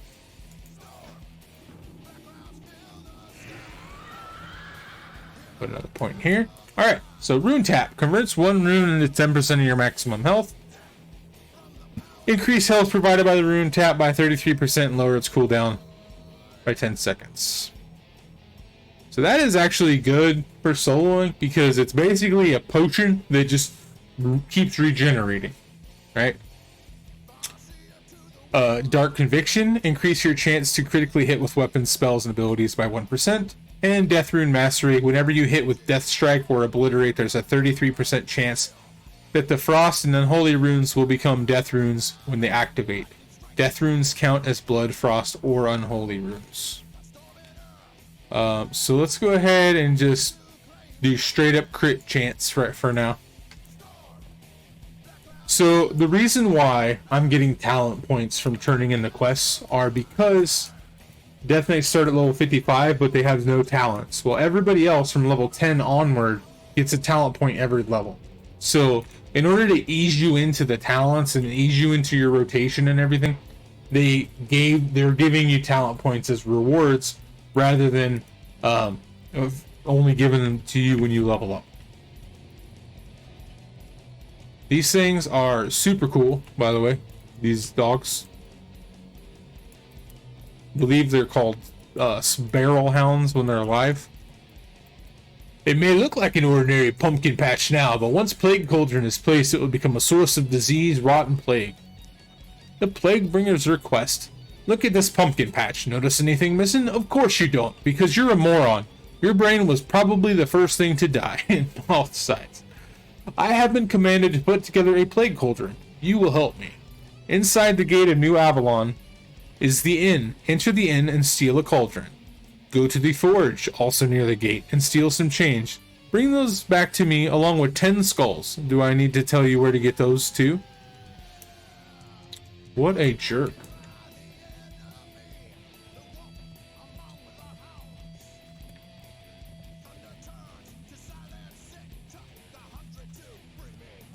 Ready? Go down into the crypts. We got Baron Rivendare's here. We got Phineas, the supply guy. And that looks like it. Hail, Death Knight. I am the Blood Lord, Kelsith, ruler of the southeastern reaches of Northrend. The Lich King has sought to utilize my talents in ending this mortal affront to the Scourge. As with all things the Lich King asks of me, I am happy to oblige. Of course, a sea of endless souls to sate my thirst certainly sweetened the deal, don't you think? Nothing less than total annihilation will suffice, Tum-Tum-Wiggle. To that end, a few hundred mindless ghouls assaulting the front gate of New Avalon will not do. We must infiltrate the inner sanctum and dispose of their officials. They must be shown that no one can escape the Scourge's grasp. Make your way to New Avalon Town Hall, southwest of here, and assassinate the mayor. Search the building for the New Avalon Registry and bring it to me. Crusaders, Rivendare shakes his head. I am convinced that they are a unique lot amongst the humans. My theory is that they lack higher brain function, unable to logically assess a situation and calculate an outcome. One has only to make mention of the light to get them frothing and battle ready, at which point they will rush headlong into any engagement with complete disregard for their own well-being. Lambs to the slaughter. This is the quest. No, this isn't the quest, sorry. I lied. Most humans would have fled the moment the Scourge Necropolis took up residence in their airspace. Not the Scarlet Crusade. I must confess, I rather enjoy our exchanges with the Crusade. Through the years, Scourge battles against them have resulted in several of the most tragic events in human history, yet here we stand, again, locked in battle. We shan't deny them the pleasures of eternal servitude of the Lich King. Enter New Avalon and fulfill their death wish. Leave no survivors.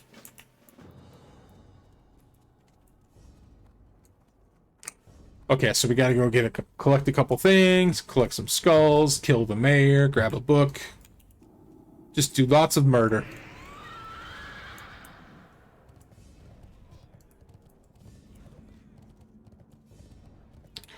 Alright, so he said the first thing we needed to do was go into the inn, which is here, and grab a cauldron. Where are you going? Alright, we got a skull there.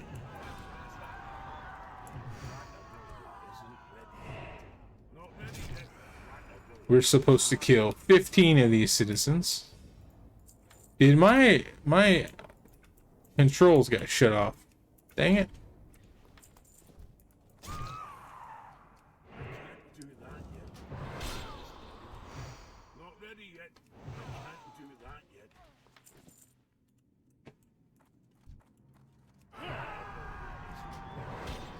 They're so annoying when they run. Just stand still and let me murder you!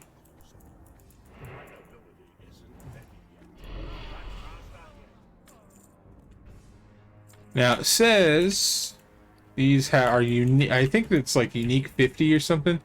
But basically, later on, we're going to be able to use the skulls to create potions. It's the only time you can do it. And there is a cap on them. So I don't know if I'll take the time to do that. We'll just probably get what we get when we are questing. But it uses skulls as a reagent after we build the cauldron. I want to say it's either like every 10 or every 20 skulls or something we get 5 of this elixir. It's the only way to get the elixir. Oh, we found our cauldron.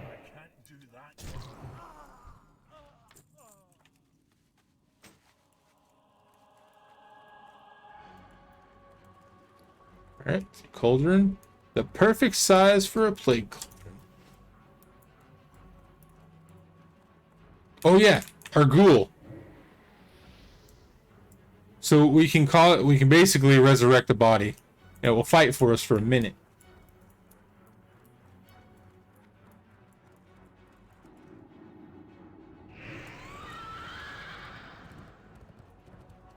And we can heal it with a death coil. And if you go unholy, it turns into an actual buddy. All right, so here's our chain. Got our iron chain.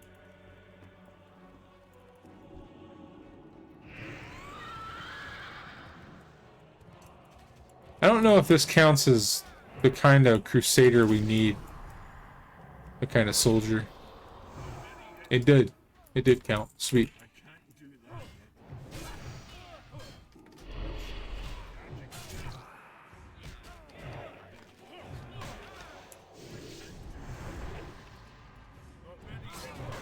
Trying to remember at what point do we get the ability to interrupt.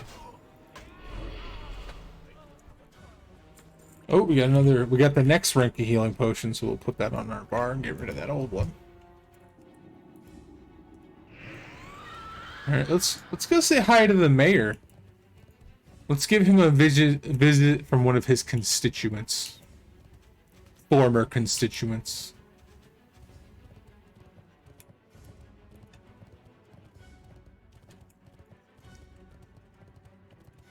Senor.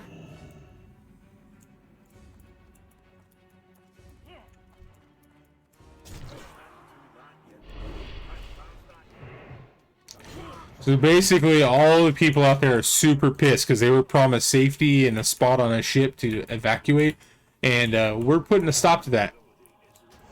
And so they're storming here, yelling at the mayor, shouting their grievances at him. We just picked up a special item.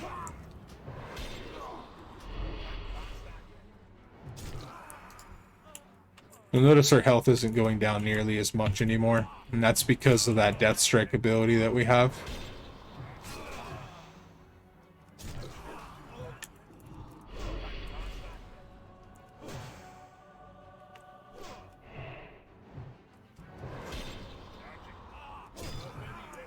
He respawned fast. Can I grab this with him punching me? No.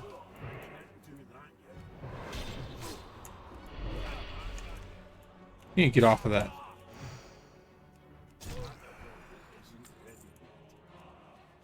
Alright, so we got our book. Got more skulls. So we have more than 10 skulls, but like I said, it's... Oh, wow, okay. Time to do all the murder. This is a good time to show off that pestilence ability. spread our disease over there to Mayor Quimby, so when we go to fight him, we don't have to waste runes on relaying out our diseases there. Alright, now hopefully they don't all freaking hyper spawn on me again. Mayor Quimby is super spawning back there, man.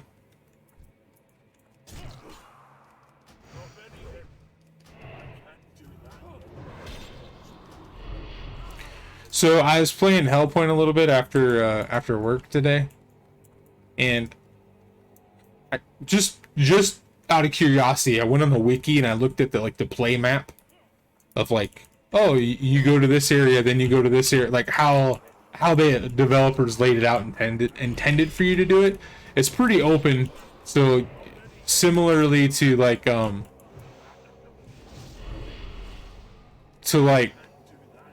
I want to say Dark Souls 2, where you always have like 2 areas you can go, right? You're not pigeonholed into a linear path, but not necessarily open world. Anyway, and I found out that the area that I went and I spent all of last night playing, was like 4 areas away from where I was actually supposed to be at my level. That boss that I sent you that picture that had all those hands, he was like 8 bosses down the list of like the recommended play order.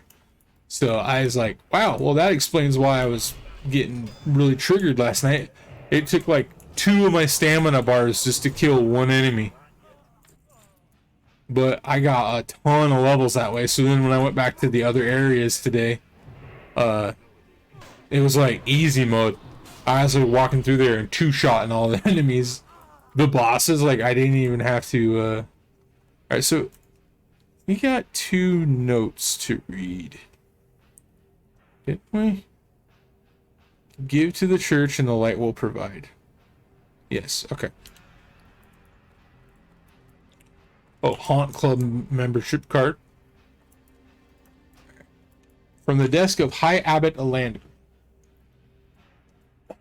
It may seem that in dark times of strife and turmoil that one must turn inward, protecting family and loved ones to the exclusion of all else. But these feelings are false. Without the beacon of hope that is the church, despair will quickly inundate the very pores of your family's soul. All the full stomachs, warm toes, and happy smiles that worldly goods may purchase will not save your family from the creeping inner emptiness that shirking your fiduciary responsibilities to the light will induce. Give to the church. The hardships endured through lack of worldly goods act as a forge for the soul, burning out impurities and raising you up to a higher plane of being. Be not ashamed at the rumbling of an empty stomach, the bite of a sharp rock upon your bare foot, or the chill of the winter wind. These are but means which the light communicates its inspiration to the soul. These sacrifices ensure that the arching, gold-appointed paeans to the light which so inspire you at worship are well maintained. Eschew the comforts of the flesh and come closer to the light. What a freaking message, right? Don't worry about what you need. Don't worry about eating, clothing, shelter. Make sure that you give to the light. Make sure you donate to the church before you take care of you and yours. That's a real healthy message. I will tell you that the Scarlet Crusade is a very, very zealot and extreme religious order. They don't represent the beliefs of the Alliance or of the Horde. They're their own. If you're not a Scarlet Crusade, you might as well be undead, basically. Everything outside of them is impure.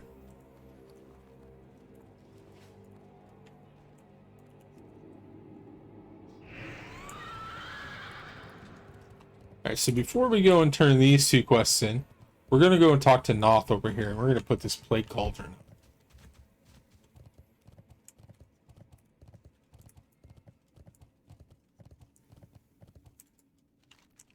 It might look like an ordinary pumpkin patch. Oh yeah. Have you gathered the materials I requested? I have, sir. Perfect. Now give me a moment to get things set up. My The cauldron is ready to begin spewing its foul corruption across the land. Now, Death Knight, a brief lesson in plague cauldrons. The gas the cauldron emits is deadly to the living, but empowers the scourge. As with all scourge creation, it feeds off of death and grows stronger the longer it feeds. Take these crusader skulls and drop them into the cauldron. You will be quite happy with the results. And he gave us a belt.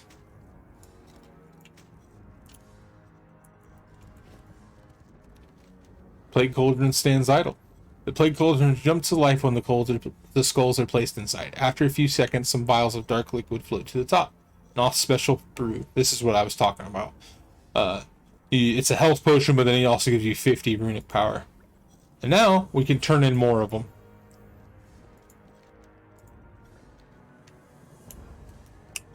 Hey, Adam. Yeah. I'm playing through it for the mount for retail. But I figured I really wasn't in the mood to continue with Soul Reaver tonight, and I needed to get this done. So why not do it on stream? And then like I'm reading all the quests and everything, and just kind of vibing, murdering people, destroying their ways of life. You know. This is Duck. This is our horse Duck. We stole him. He was a little baby, and then we murdered him, and now we ride on him. It was really weird to me, man, because like I couldn't find. No, this isn't retail. This is classic. But there's a promotion going on that if you finish the Death Knight story zone in story in classic, then they give you a mount in retail. But I was really confused about my mount, man, because I completely forgot this page. You remember this crap before there was like the actual collection journal? This is where the mounts went. I couldn't find it. I was like, where the hell did my mount go?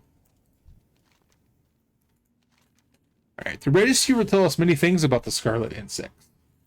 Kelsis flipped through the pages of the registry. Death rates, births, but most importantly, movement. Look here, Tum Tum Wiggle. They've already sent 3 vessels abroad. Let me see here. Where are they heading? Kelseth mutters something about the latitude and longitude under his breath as he calculates the route. What? This is impossible. They sail to Northrend. Beside the coordinates are the words Crimson Dawn. In my travels across the world, I have made several interesting. Okay, so this is the quest right here that they caused a huge controversy, and they were thinking about. It's not even really that bad, but they were thinking about pulling it out. Nope, no queue. I mean, the pre-patch launched like. It wasn't today, was it? It was last week, right? There's a lot of Death Knights running around. But in my travels across this world, I have made several interesting discoveries. For instance, did you know that with the proper amount of encouragement, one can extract all truths that a man dares hide? As luck would have it, I happen to have some encouragement on hand. Kelseth pulls something out of an ornately jeweled box.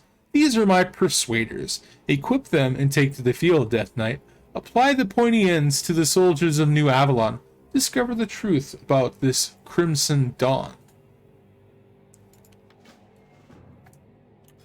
So the point of this quest makes sense, right? It's to give people an opportunity to level up their one-handed weapon skills. But we're taking fire pokers and we're going to go torture some motherfuckers with them. Like, that's pretty crazy. In retail, this quest no longer exists. And the only other quest where you're legit torturing, they gave you the opportunity to tickle them for information. Right? Because they didn't want, because the torture thing was triggering to people. So.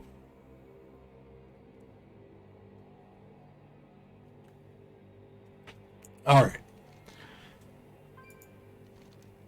You are quite effective with that blade, Tum Tum Wiggle. Perhaps, Lich King permitting, you would be interested in becoming one of my minions. Strathholm is looking for a new mayor. No, it's not. Mayor Bartholomew is still there. Don't lie to me, Baron Rivendare. Alright, what did he just give us? Greaves. He gave us boots. Reeves of this. Oh, my sausage toes are covered up. See, the church, they didn't want me to have shoes without holes in them. But the Lich King, he's like, here's some brand new boots to cover up them big ass feet, Tum Tum Wiggle, because we know you've been stepping on some pointy ass rocks, and you're a good boy, you're a good soldier, you do your job good.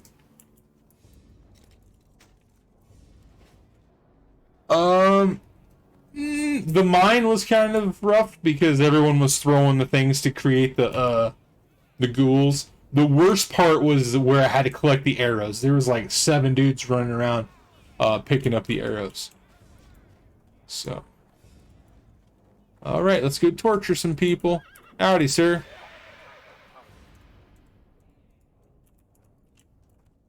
No way.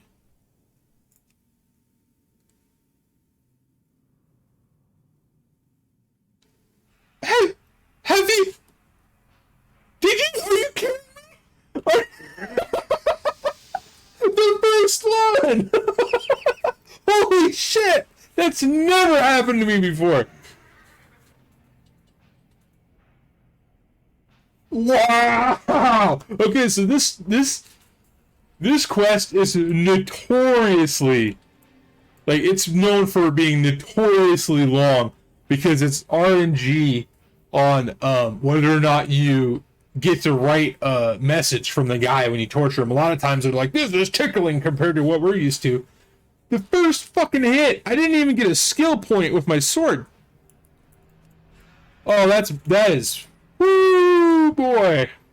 That was like the one quest that I was like, well, I might not get through this tonight because of this quest. But maybe they changed it for classic to speed it up or something. They feared the beard. They're like, look at this guy. There ain't no way in hell.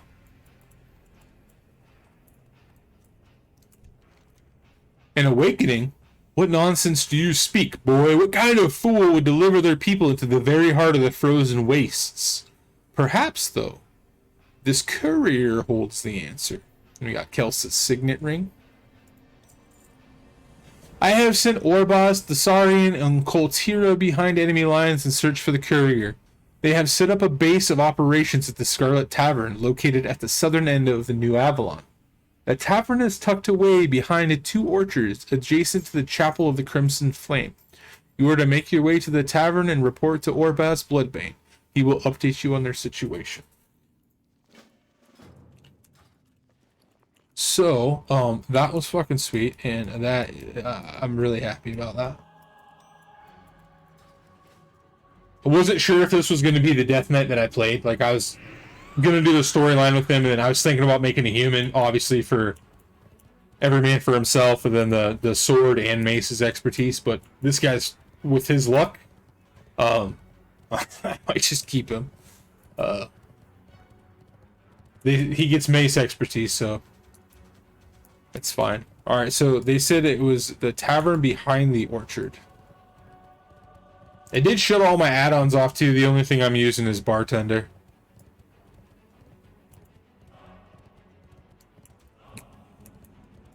Put that back.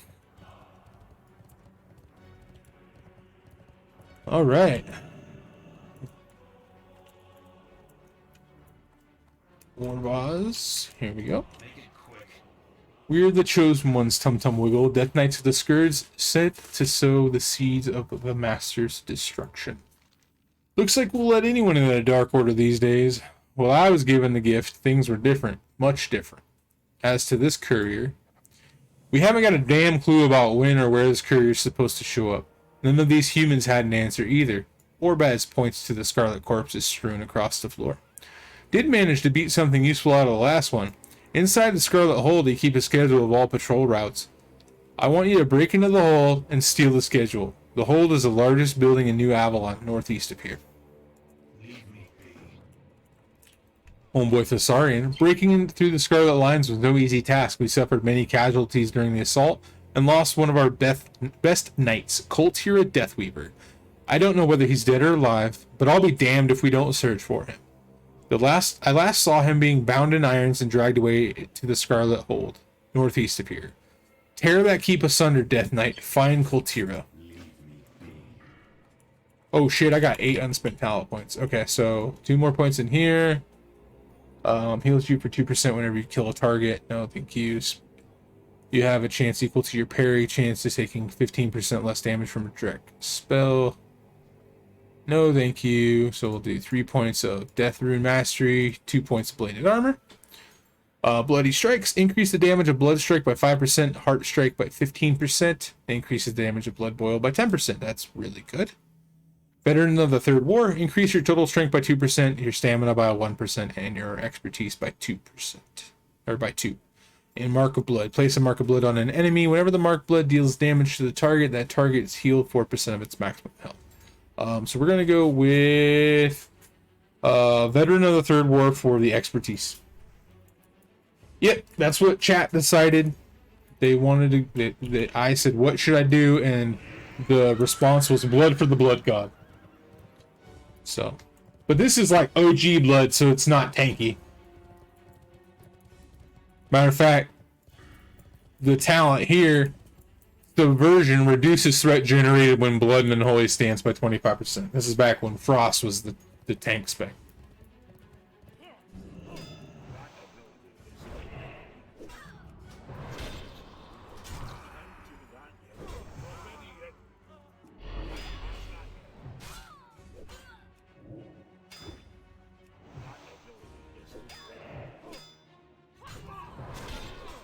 Damn it.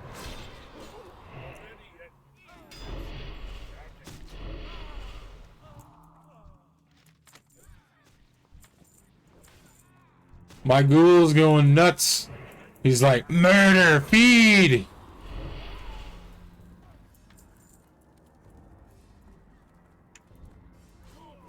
I'm gonna unsummon him so I don't have to dick with this guy's stuff. We're gonna go upstairs first and grab the book. And then we'll go downstairs and rescue Koltira.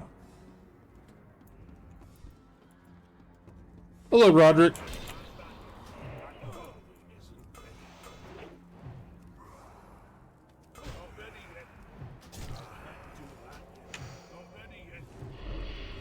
Son of a bitch. Oh my goodness.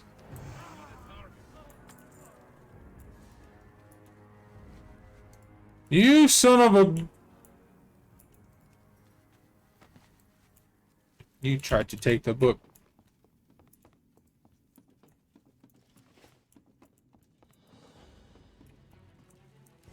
Jump down here. Combat, it's fine. You do have to be careful. This guy down here is crazy strong. Brothers in death.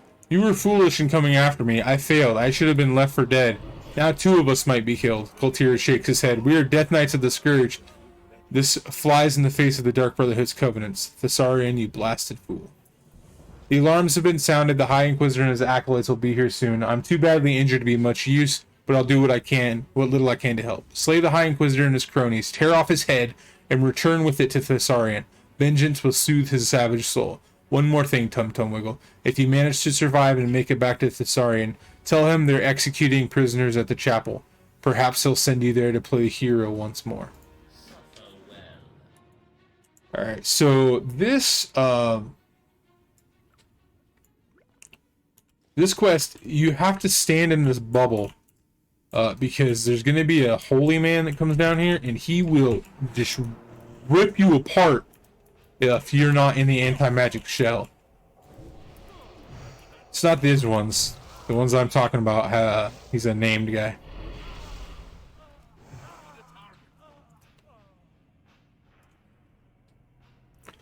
So remember that controller that I thought I lost, Adam? I found it today, a year later. A year after I got back from Wisconsin. It was in the pocket of a hoodie that I haven't worn since I was visiting you guys. I don't know why the hell it was there, but it was there. The Switch one, yep, the Pro one. It cost me like $70.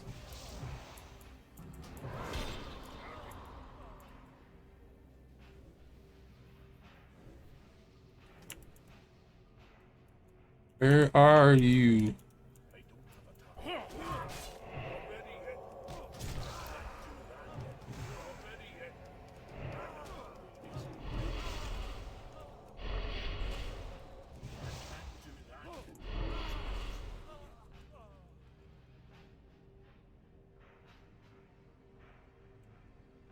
Here he is. You do not want to fight this dude outside of this bubble. This bubble puts a buff on you. 85% spell damage is blocked. If you do not have it, he will wreck you.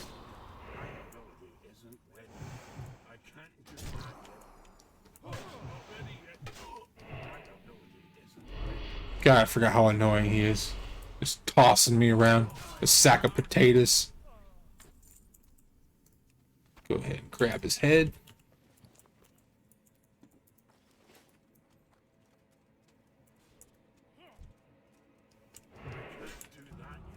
Yep.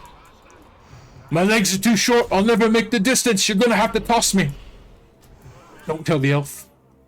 Not a word. Those guys literally just ran down there and looted the head after I did all that work. Those little works. I was gonna say something more insulting, but like I couldn't think of anything. And I didn't want to swear because I'm not actually frustrated. Those freeloaders.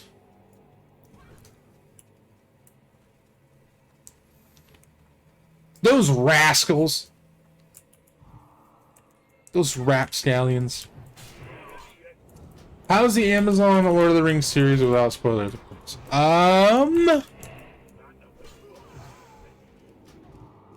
It looks great. It is extremely slow going because they're telling multiple storylines in the same episodes. So it's like you only get tiny little bit of screen time with all these characters, so nothing actually significant has been happening yet. In my opinion. And aside from that, I mean, that's what we got. It's not extremely faithful to what little source material it has. So if you go into it, think of it like going into a Marvel movie instead, right? Where any differences because it's a different universe, right? Because it's the cinematic universe instead of the actual book universe. That's the problem I'm having. Is I'm thinking of things from the Silmarillion, thinking of things from Lord of the Rings, thinking of things from the Hobbit, the Token Reader, the Red Letters, all this, and I'm making comparisons, and because of that, I feel like I am decreasing my enjoyment. But that's just kind of who I am. It, like, you know, if I'm big into the fandom, I'm gonna make those comparisons whether I like it or not. So, that being said, I don't want to say anything negative to ruin it, because it's Tolkienverse, man. Like, we don't get anything from Middle Earth, like hardly ever. So it's new stuff. So,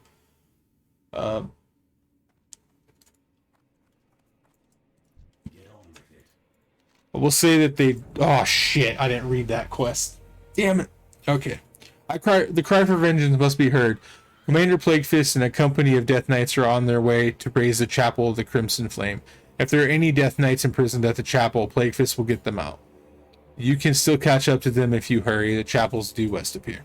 Tomorrow is another day. And with that, we got the Serenite Warplate. This is a chest piece. Speak your peace. Tear the hold apart. Schedule's there.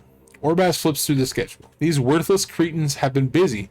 Northern patrol routes, southern patrol routes, western patrol routes, eastern patrol routes, but nothing about the courier's routes. Wait a minute. What's this? It looks like a western patrol route coming out of western Plaguelands. This patrol will path through here today. I'm going to need time to plan. There's work to be done. And he gave us the gloves. So all we're missing for the new set now is the shoulder pads and the helmet.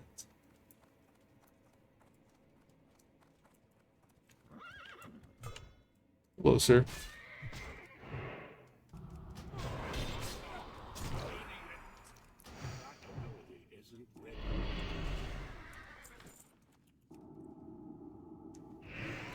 There is something that happens. I'm not gonna really spoil it for you, but it does it does clear up a little bit why Elrond is so hospitable to dwarves when all the other elven lords are like, fuck off. So, and that happens in the second episode. They're only flesh and bone, no match for the Scourge. We didn't find any of our brothers, but we did stumble upon something special. We got here, tore the place apart, and headed toward the prison house. We weren't expecting that we found there, Tum Tum Wiggle. Seems the Crusade's been real busy. That whole thing is full of Argent Dawn prisoners. Most of them were already dead by the time we arrived, but a few were still breathing. I was about to go in there and execute the rest of them, but I think you should have the honors. In particular, there's a real feisty dwarf in there that I think you'll take a great pleasure in executing. We will ravage this land. What did I just got did I get anything from that? No, talent points is what I got. Okay. Got 6 more talent points. So drop more in Veteran of the Third War. Drop 2 in Bloody Strikes.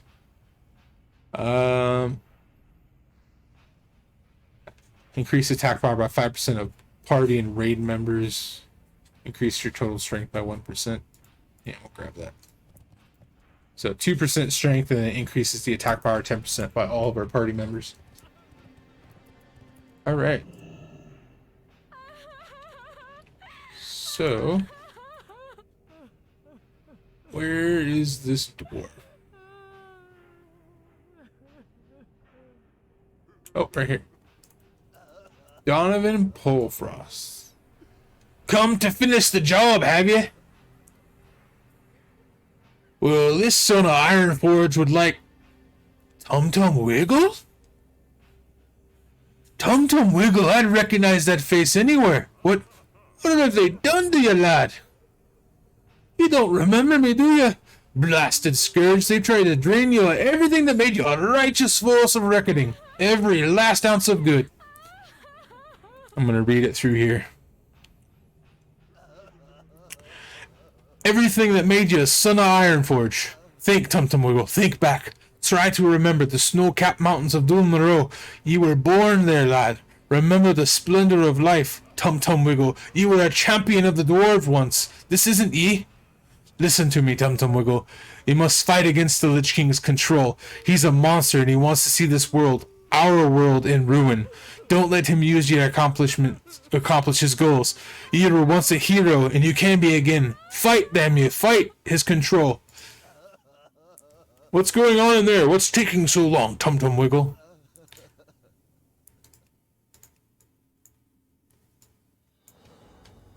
There's no more time for me. I'm done for. Finish me off, Tum Tum Wiggle. Do it or they'll kill us both, Tum Tum Wiggle.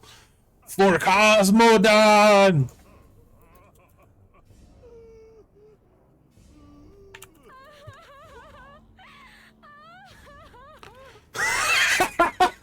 Okay, so that's kind of cool.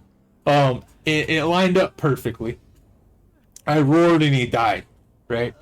But you used to have to kill them, and I didn't do it. So he just died of his injuries. I don't think that was a thing that happened before. That was probably like an option that they added later on, so you didn't have to kill a childhood friend or something, you know. When Blizzard started getting woke. Oh, I didn't get credit for it, actually. Huh.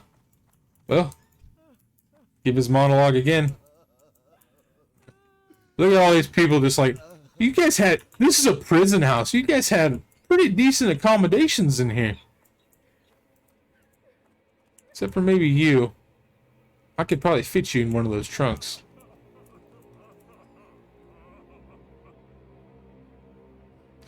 So I'm wondering then if I go to like Stormwind, if the plague is gonna be there. You remember that shit, Adam? The plague event, the ghouls and shit running around infecting everybody.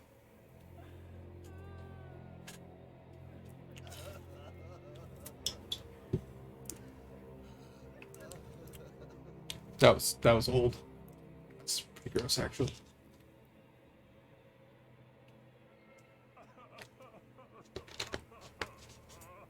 Yeah, I'm pretty sure it's going on right now, which means we could go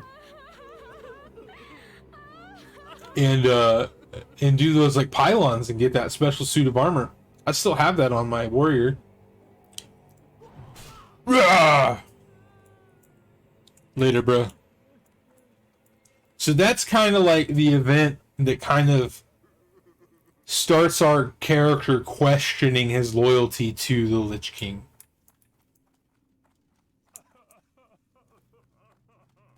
It puts the tune in our ear anyway. Felt good, didn't it? You're not one of them anymore, Tum Tum Wiggle. You're one of the Scourge. You're one of us. Forever. Return to Thessarian at the Scarlet Tavern and let him know that Kultira's cry for vengeance has been answered. The Chapel of the Crimson Flame will be a pile of ashes in a matter of hours. You're one cold-blooded monster, Tum Tum Wiggle. I salute you, brother. Don't think we got anything from that. We got a talent point. We're gonna drop it in Bloody Strikes. So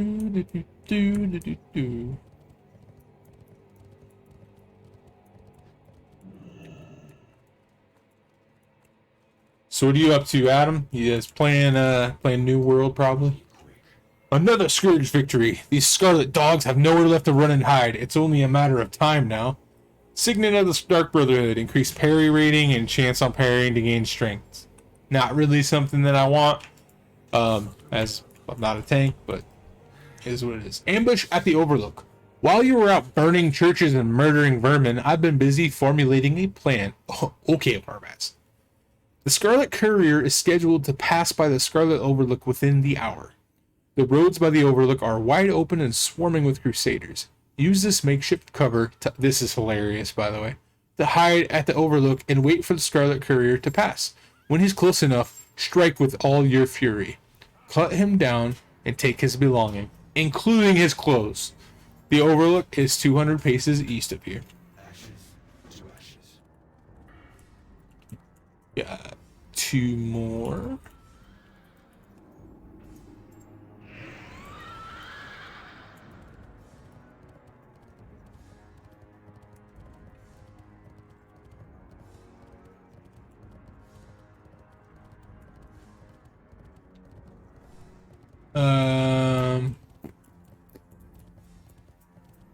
Don't think it's here. I think it's...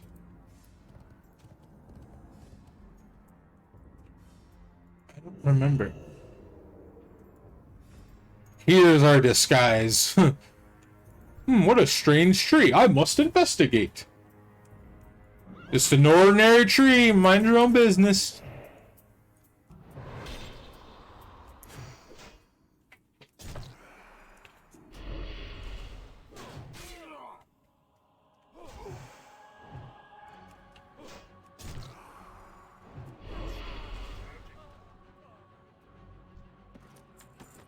Alright. We got the Scarlet Courier's belongings in a letter. Hi, General. The armies of Hearthland and Tirisfal are less than a day's ride from New Avalon. We ride with the light shining upon our backs, and the wind at our heels. Soon the Scourge will have to contend with the full might of the Scarlet Crusade. Light bless you. High Commander Galvar Pureblood.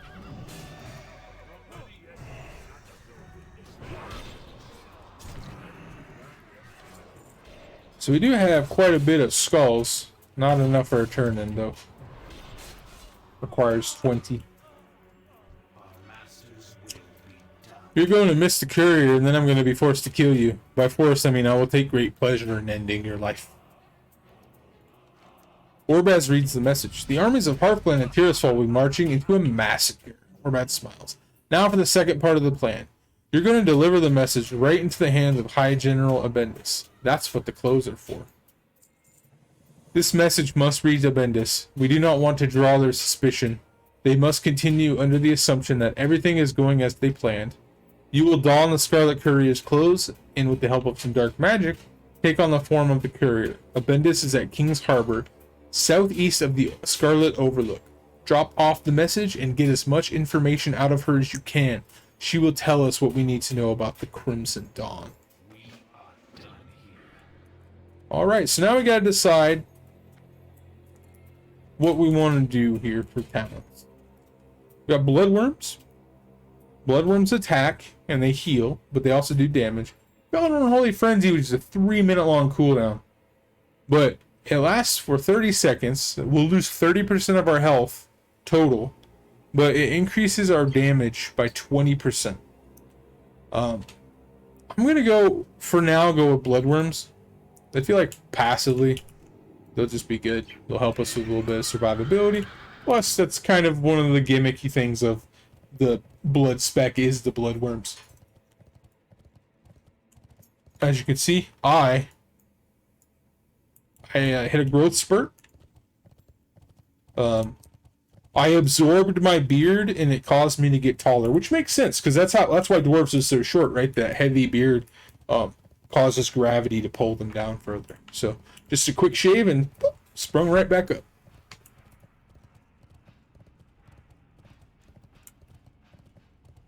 All right, so we got some named guys here. Got Foreman Kaliki.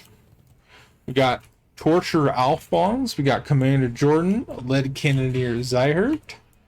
We got Bishop Street, High Abbot Landgren, Captain Shelley, Blacksmith Goodman, Stable Master Mercer, and High General Abendis. Where have you been? You're 2 hours late. We were about to send a courier out to the High Commander. High General Abendis reads the message. Damn it, the armies of Hearthland and Tearsfall must not reach New Avalon. The Scourge will slaughter them all. Listen well, courier. The Scarlet Lands are lost. New Avalon and Havenshire are overrun by Scourge. The specter of death looms overhead and threatens to overtake us at any moment. Return to Galvar with this message. Turn your armies around and prepare your ships to travel to the frozen wastes. When next we meet, it will be in Northrend. Give this to Galvar. Abendis hands you a journal. It will explain everything. The Scarlet Crusade is no more. Long live the Scarlet Onslaught. Got some more talent points. Grab some more Bloodworms here.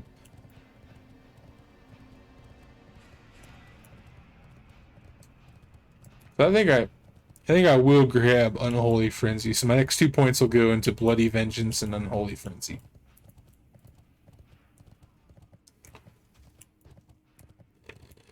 And we'll take a look at the next tier when we get there.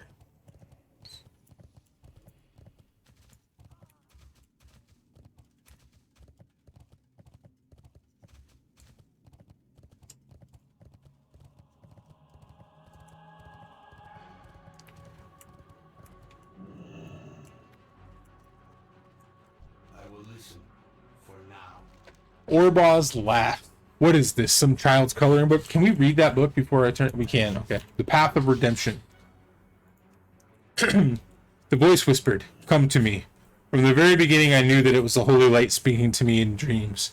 At last, after all my years of prayers and good deeds, the cleansing of the blight of the unliving from the face of Azeroth, after all the failures and resurrections, finally, it happened again. "Come to me," the light commanded.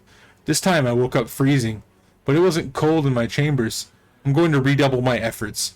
I'll tell the High Abbot tomorrow what I want prayers increased. No more half measures. The Holy Light has taken notice of our good work. I can feel it. This time I was awake. It was a very vivid and yet, for over a minute, in the middle of a warm, sunny day, my breath came out misted and chill. One of the priests noticed and dropped to his knees in prayer. No one else heard the voice, though. At least the witness proves that I'm not going insane. Maybe I should ask Landgrant to pray on the matter? I'll get Jordan and Street to scrutinize their recruiting efforts tomorrow. We've grown bloated with ranks of unbelievers who yearn only to destroy the undead. That's not enough. The commander and the bishop were both receptive, not that they had any choice. Bishop Street in particular seemed very enthusiastic. He spoke of a new crusade and swore to ferret out the weak of faith within our ranks. I told him to go easy. We're not destroying the crusade so much as forming an elite cadre of the most faithful to do the light's bidding in Northrend. I fear the man's friendship with Alphonse is slowly twisting him. They both have their uses, though. Street's talk of a new crusade, however, has me thinking. I believe that when this new fourth is assembled, I will give us a new name. It will have to be evocative of our new mission, yet it shall still provide a tie to the past. I will pray with the High Abbot on this. Our prayers have been answered. The High Abbot was particularly moved by the force of the light's voice, its clarity, its sense of purpose. Those of us going north, the most faithful, shall be known as the Scarlet Onslaught. And an onslaught upon Northrend we shall be. The cancer of the scourge threatens to overflow in the crown of the world and drown out the rest of us. The time has come to take the fight directly to the Lich King's doorstep. It is with trepidation that I gaze upon New Avalon. I somehow suspect that, for the last time, the fate of our cause lies in Northrend. I am filled with a sense of ominous foreboding for some reason. The mission ahead should take away these concerns. I will put them out of my mind. The Crimson Dawn is upon us. You need something? Orbas flips to the journal. What rubbish. This is the Crimson Dawn. They shall sail to their death. Let us return to focusing on the encroaching armies. We must prepare for the encroaching armies, Tum Tum Wiggle. You will take what you have discovered to High Lord Mograine at once. I will open a portal directly to Acaris. Step inside and it will transport you. Give High Lord Mograine and Bendis' journal as well. Perhaps he will find it useful. Okay. So... I missed it. Could you please open another one?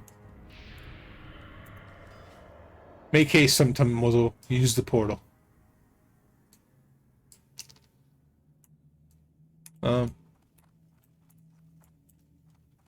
Speak your peace. There it is. I was like, where the hell is the portal at? Alright, so before we talk to Mograine, let's go visit our trainer, because we have leveled up 2 times since we last talked to Thorval. Make it quick. And he's got some spells for us. Blood Boil. Boils the blood of all enemies within 10 yards, dealing damage. Deals additional damage to targets infected by Blood Plague or Frost Fever. Okay. Frost Presence. The Death Knight takes on the presence of Frost, increasing stamina by 8%, armor contribution by 60%, and reducing damage taken by 8%. Increases threat generated.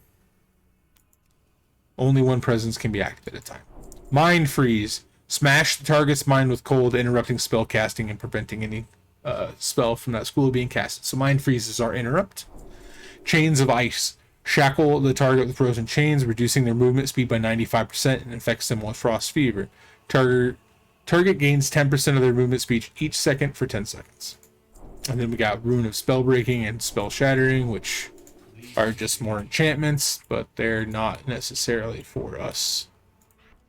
Alright, so we got Blood Boil.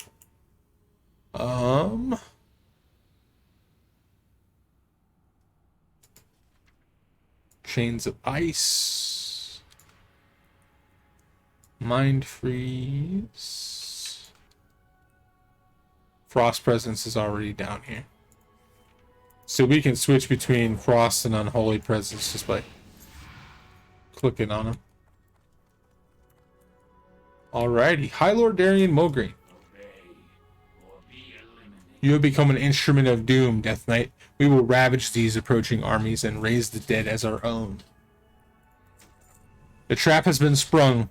The armies of Hearthland and Tirisfal have arrived, just in time to see their enclave in flames. If they turn back now, they fight us with their backs turned. No, they have only one option, which has only one outcome. Apocalypse. As we speak, they prepare to make one final stand. The Lich King awaits your return, champion. He stands watch below us at Death's Breach. Seek out the Lich King at Death's Breach. So now we got our earlier Dolly, when we were talking about over the top giant Warcraft pauldrons, like those. Look at them honking things.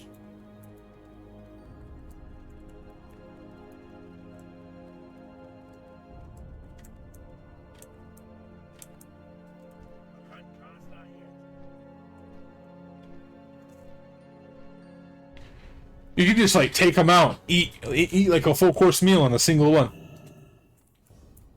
Where is your light now, Crusaders?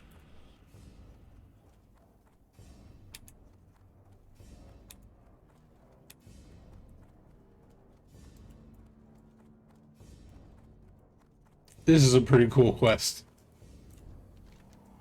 You have served me well, Tum Tum Wiggle. The mark of the Scourge has been burned into these Scarlet Lands. You have reaped death and destruction for as far as the eye can see, and delivered to me the last of the Scarlet armies. The Lich King points to the ruins of Havenshire and the burning city of New Avalon. It is now time to finish what you started. You have slaughtered legions beyond number, and still your dark heart craves more. Your hunger knows no end. The Lich King pauses. There must come an end to all things, Death Knight. The Scarlet armies make their final stand against us. For them, there is no escape, no choice, and for this reason they will fight with a ferocity that you have yet to witness. Use this horn to call forth one of my worms. Climb upon its back, and command it into battle.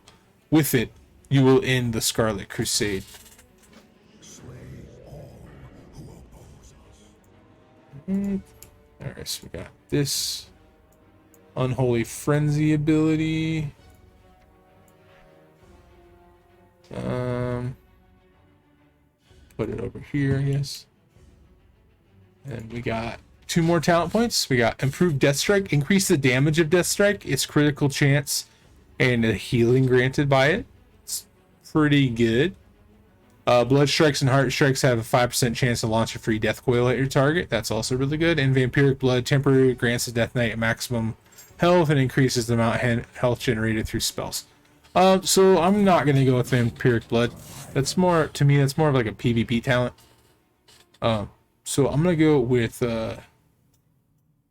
Improved Death Strike, because it's gonna give us 60% increased healing. So, anywho, let's get this show on the road, shall we?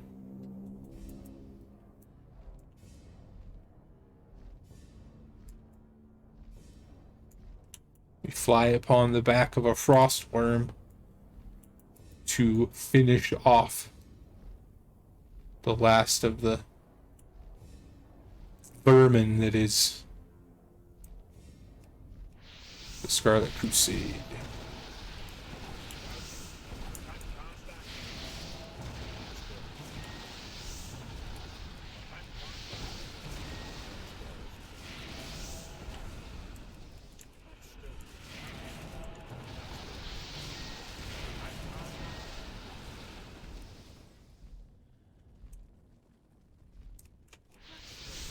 So I do remember these guys will wreck you if you let them.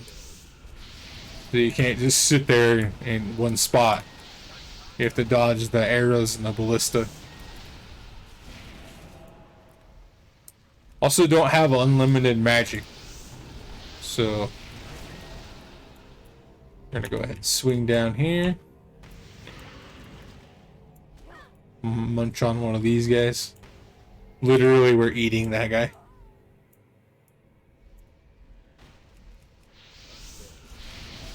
Alright, let's got another ballista down.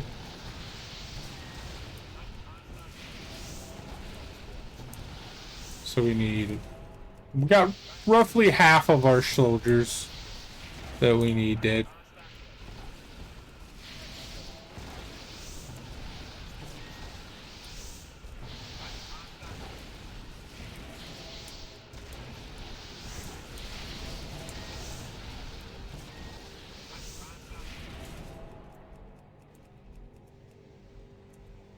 Well, that isn't cherry sacks. I'm sorry. I'm never gonna forget that. Hi, Sherry. How are you doing? I hope you're having a good Tuesday. I gotta eat one of these guys. Nom nom nom nom nom nom nom. Wait a minute. Did I not nom one? I swear I nommed one. There we go.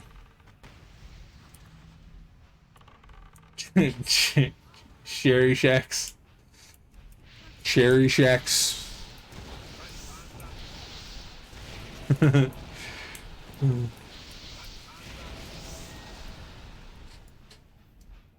I think that's it. Return the Lich King and Death's Breach. Do a little grocery shopping or relaxing. What are you up to in Final Fantasy?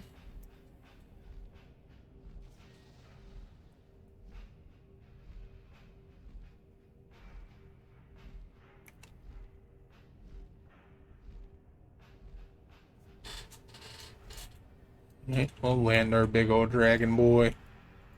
Leave no survivors. And the new raids to get. Oh yeah, that's right. My buddy Jordan told me that a new trial did just or raid or trial. I thought he said EX trial dropped. Maybe both did. I don't. Kneel, champion. I place this helm upon your head to complete your terrifying visage. Any that dare look upon your dark countenance will know that death comes. Let none stand so boldly against your king as to face your merciless wrath, Tum Tum Wiggle. There remains only one final task. The Lich King looks west. Light's Hope Chapel. Boom. The Scarlet Enclave is no more. What remains of the Crusade will be dealt with in Northrend. We now turn all of our efforts to Light's Hope Chapel. No longer will this affront to your master be allowed to exist.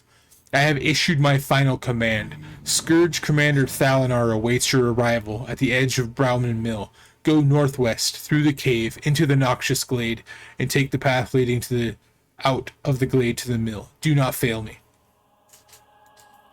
You know what to do.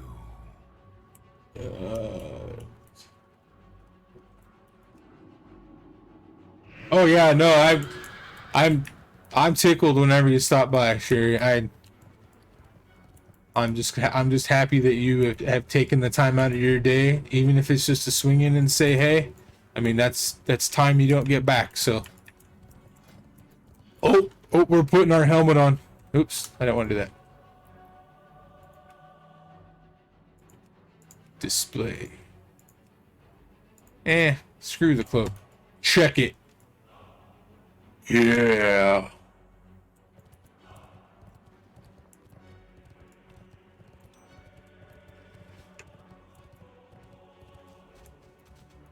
Let's go murder some people. So the reason I'm playing Classic, Sherry, is World of Warcraft Classic, is there's a promotion right now in retail Warcraft that if you complete the Death Knight starting campaign, they give you a mount in the retail client. And you know, I didn't want to miss out on it because it's going to be gone after the after Wrath Classic launches proper. This is just a pre-patch. So that's the reason why I was kind of like wanting to take a break from the Legacy of Kain stuff just for a night, and this is something that I wanted to do anyway. So I figured, you know what, why not just share it with you guys. This can't be done in retail anymore, so the only way you can experience this quest line is indeed through the Classic client. The High Lord and the other Death Knights are preparing to strike. We will squeeze the last remnants out of this place. The Argent Dawn stands defiantly against us at Light's Hope Chapel. They dare oppose the Scourge, and for that reason alone they must be destroyed. The mighty armies of the Lich King stand at the ready as the final battle for the Plaguelands approaches. Today we ascended to the immortal realm of Scourge heroes. When you're ready for battle, report to High Lord Darian Mograine. It is the High Lord who issued the final march, orders, and command our army at the march at Light's Hope Chapel. So this is the accumulation of everything that we've done. This is the final battle where we're fighting against the last remnants of the light within the Plaguelands. But this isn't the Scarlet Crusade. This is basically what's left of the Order of the Silver Hand. So what happened was the Silver Hand was a group of paladins that were trained by Tyr himself to wield the light and fight for righteousness. Well, some things happened after the Ashbringer, who we talked about earlier, died, and two factions formed within the Order of the Silver Hand, and they didn't really get along. One faction thought that we should take help from any of the races, and that they should fight evil where it stands, no matter what, together. If you're good, you're good. It doesn't matter where you're from. And then the other faction was like, if you're not part of us, you're the enemy. And eventually the Silver Hand, the Knights of the Silver Hand, was dissolved, and the two factions found their own orders, respectively. The Scarlet Crusade, which we've been fighting this whole time, and then the Argent Dawn, which is the ones that accept people from all walks of life. And we dealt with the Scarlet Crusade. Now we're going to stomp out the Argent Dawn to get rid of the last vestiges of the Light's resistance within the Plaguelands.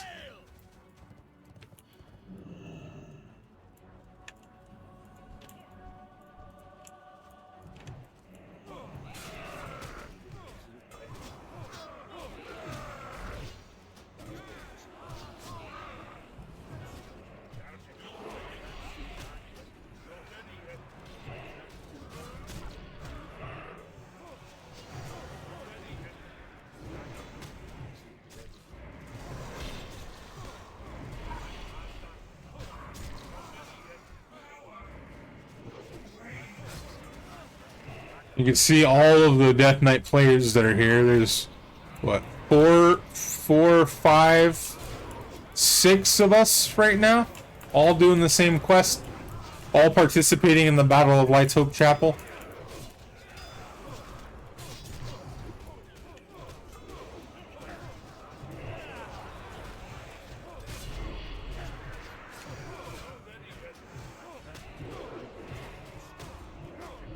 So you can see at the top there that we have 259 horses remaining, and then, or they have 259, and we have 9,933.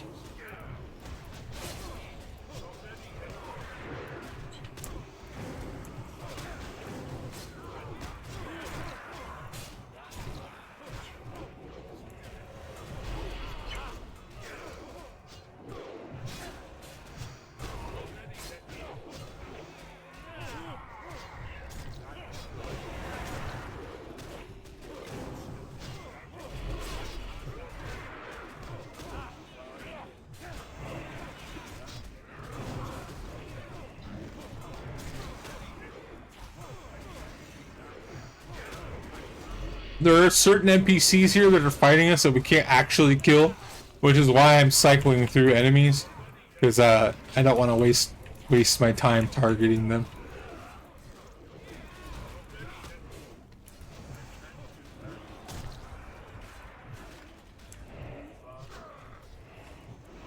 Because they got plot armor.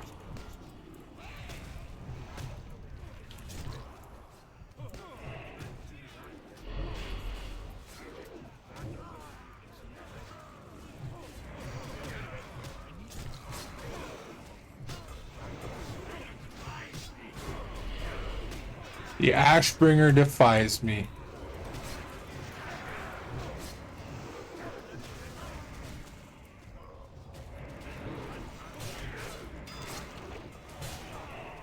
Man, they are all of the big bad guys that are after me. Holy smokes.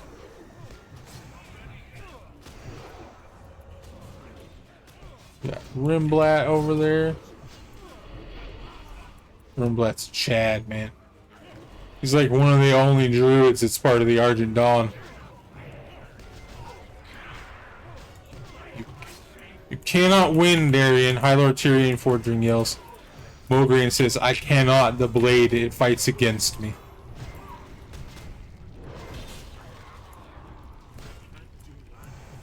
We are losing a lot of our soldiers now because of these waves of light.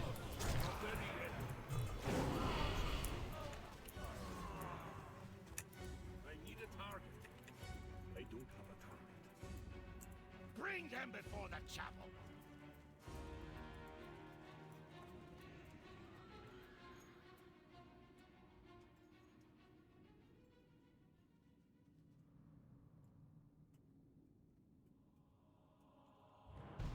So High Lord Tyrion Fordring is a badass. He's like a very powerful paladin.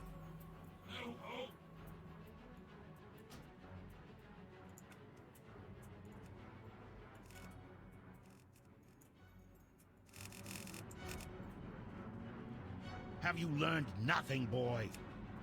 You have become all that your father fought against. Like that coward Arthas, you allowed yourself to be consumed by the darkness, the hate, feeding upon the misery of those you tortured and killed. Your master knows what lies beneath the chapel. It is why he dares not show his face. He sent you and your Death Knights to meet their doom, Darien. What you are feeling right now is the anguish of 1,000 lost souls. Souls that you and your master brought here. The light will tear you apart, Darien. Save your breath, old man. It might be the last you ever draw.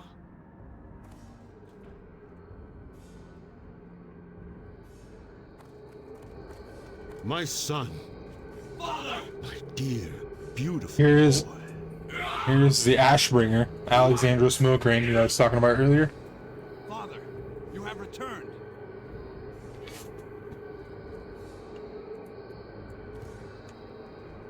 You've been gone a long time, Father. I thought...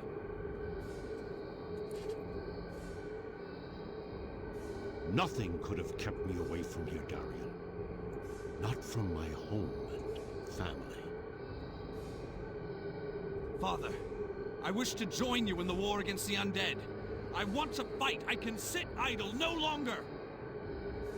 Darien Mograine, you are barely of age to hold a sword, let alone battle the undead hordes of Lordaeron.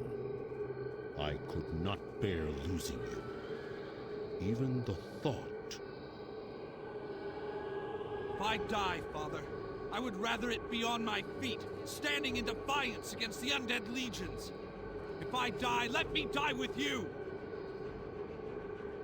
My son, there will come a day when you will command the Ashbringer, and with it, mete out justice across this land.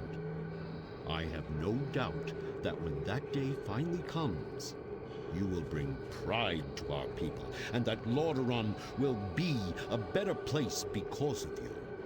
But, my son, that day is not today. Do not forget. Touching. He's mine now. Oh shit. You betrayed me. You betrayed us all, monster! Face the might of Mograine! Pathetic. You're a damned monster, Arthas.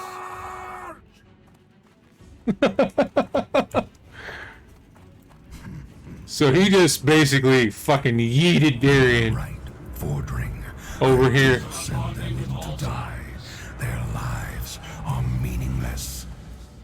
But yours. So he just admitted to sending us here to die.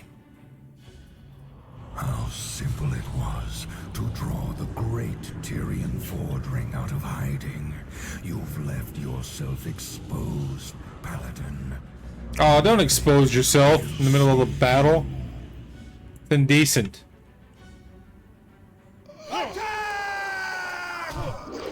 Apocalypse.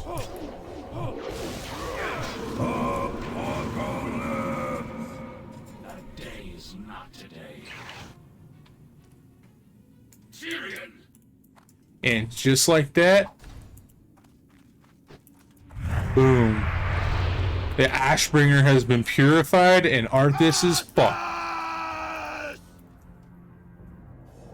What is this? Your Impossible. Sorry, I've done this a few times. When next we meet, we'll not be on hallowed ground. Over. When next we meet, it won't be on holy ground, Paladin. Yeah, I mean, I played it pretty much throughout its entirety. I did not play much during Pandaria, or I skipped most of Shadowlands. I played like the first patch of Shadowlands, and then not this current Mythic season, but the one beforehand. But yeah, completing this gets you a mount in retail. We have all been witness to a terrible tragedy. The blood of good men has been shed upon this soil. Honorable knights, slain defending their lives, our lives. And while such things can never be forgotten, we must remain vigilant in our cause. The Lich King must answer for what he has done, and must not be allowed to cause further destruction in our world. I make a promise to you now, brothers and sisters. The Lich King will be defeated.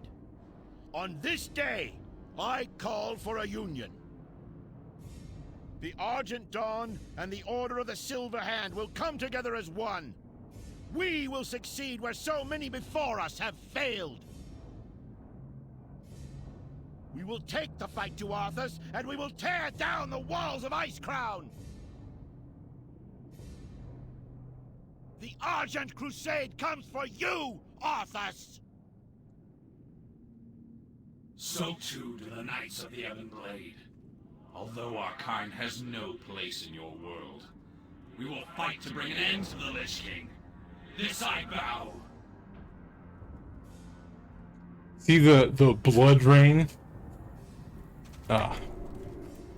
We exist only There will to be serve. no atonement for us, Tum Tum Wiggle. We are forever damned to walk the earth as monsters. While the Lich King may have loosed his grip upon us, the specters of our past will forever haunt our memories. We must make amends in the only way we know how. Death. I ask you now to join me in Acheris as a Knight of the Ebon Blade. Together we will destroy the Lich King and end the Scourge. So now we have the choice between the Great Sword of the Ebon Blade and the Great Axe of the Ebon Blade. The Great Sword, it has a little bit more strength, and it has hit rating on it. And the Great Axe has more stamina and has critical strike rating on it. So, what do you guys think? So, we'll take a look at them. This is the Great Sword of the Ebon Blade, and this is the Great Axe of the Ebon Blade.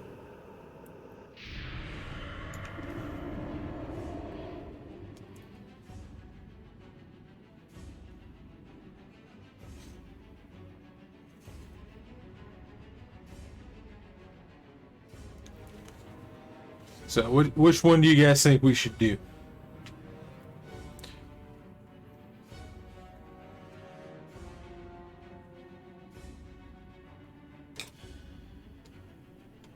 You think the sword fits more, but you like the axe?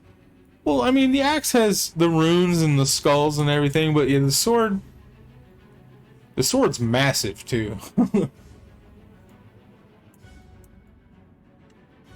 I mean, it doesn't really matter. The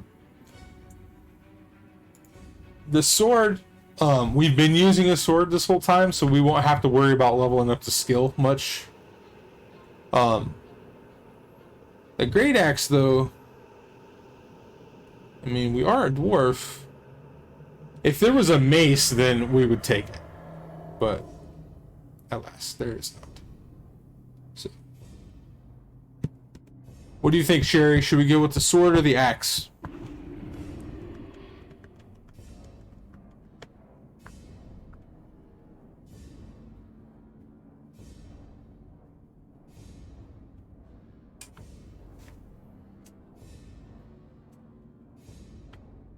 By his command. I need a target. Got some talent points here that we can spend.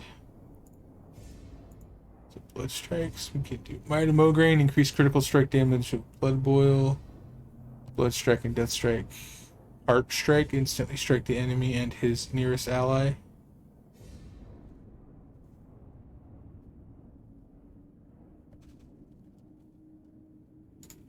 Do Heart Strike. Will of Necropolis. That's a defensive. I don't care about it. 3. Alright. We'll go with the axe. Only to act. The haze has been lifted. I can see clearly now as day that I plunged my Ashbringer into my own heart to free my father's cursed soul. My last memory as a free man. We must take back Acarus from the Scourge if our order is to survive in this new world. I have taught you how to call forth a Death Gate. The Death Gate will return you to Acarus when you call upon it, Tum Tum Wiggle. Use it now and meet me at Acarus. The first battle of the Knights of the Ebonblade is underway. Death to the Scourge. We'll scour the living from this world. So we already had a questionable relationship with homeboy Arthas after we started doing all that stuff, and our friend put that earwig in our ear about how we're being used, we're pawns, yada yada. And then coming here, having his will be broken over us, and then learning that he did in fact send us here to kill us. That sealed the deal for us and the Knights of Darien Mograine. The Lich King has returned to Northrend, wounded by the Ashbringer, but the second floor still holds the last of his armies. The Hall of Command has been secured, but the Lich King has left us a little present in the heart of Acarus. The Stitch Terror Patchwork. A horde of abominations have taken over the second floor. Use the teleporter to get to the second floor and destroy the Scourge forces. Do not engage Patchwork alone. You must fight the monstrosity with other Death Knights of Acarus. Go, Tum Tum Wiggle, you have my strength to carry you. Then we'll do some training. We'll learn some Heart Strike, Blood Strike, and Strangulate. Those are just ranks of stuff that we already have. I can't attack that. Strangulate is a stun. So you lift them up in the air and you hold them there, like basically like Darth Vader. So yeah. Oh, we got that axe.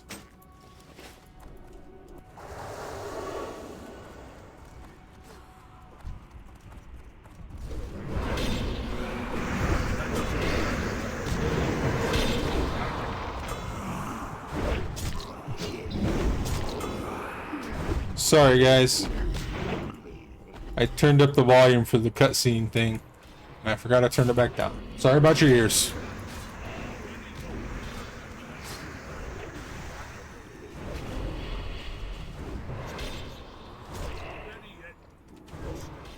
You know what, let's summon our little buddy, our little ghoulie friend.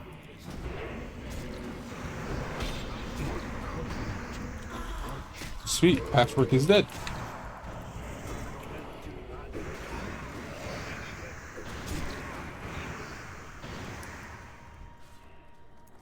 Now we just need to kill a bunch of these guys.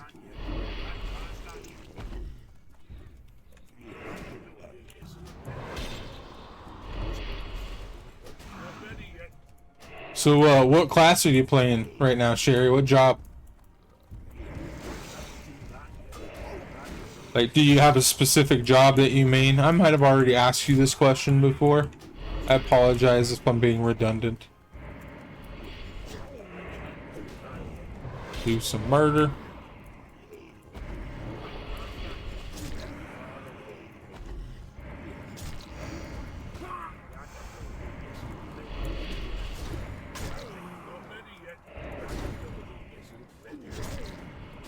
No, no, no, no. I don't want to go fight Patchy again.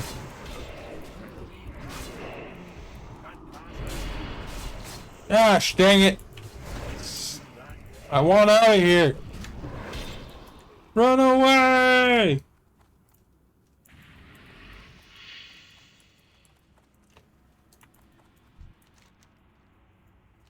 Well done, Death Knight. The remaining Scourge will be dealt with in short order, and the rebuilding process will begin anew. I have but one last task for you. You are now and forever will be a Knight of the Ebon Blade, Tum-Tum Wiggle. But know this, you were once a hero of the Alliance. Darian stares at you. This order must establish allies for itself. It is to survive. You must represent the Knights of the Ebon Blade to the Alliance. On the platform, southeast of me, is a portal to Stormwind City. Take this letter given to me on your behalf by Lord Fordring, and deliver it to King Varian Wrynn. Use the portal. Alright, got a few more talent points here to drop in. So we have Blood Gorged. When you're above 75% health, you deal 2% more damage, and your attacks ignore 2% of your opponent's armor at all times. That's good. Alright. We're going to Stormwind, boys. And this is important, because we're not part of the Alliance yet. We are not going to be well received.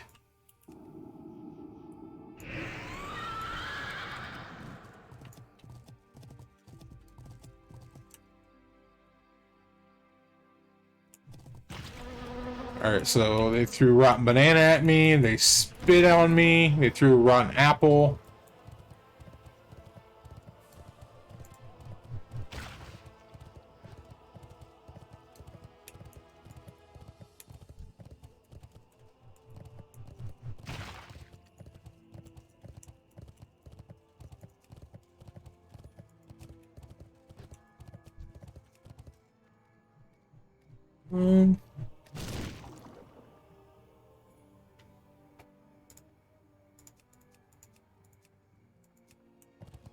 You disgust me, murderer. They're cowering in fear. Somebody yelled, "Get a rope." They're calling me monster.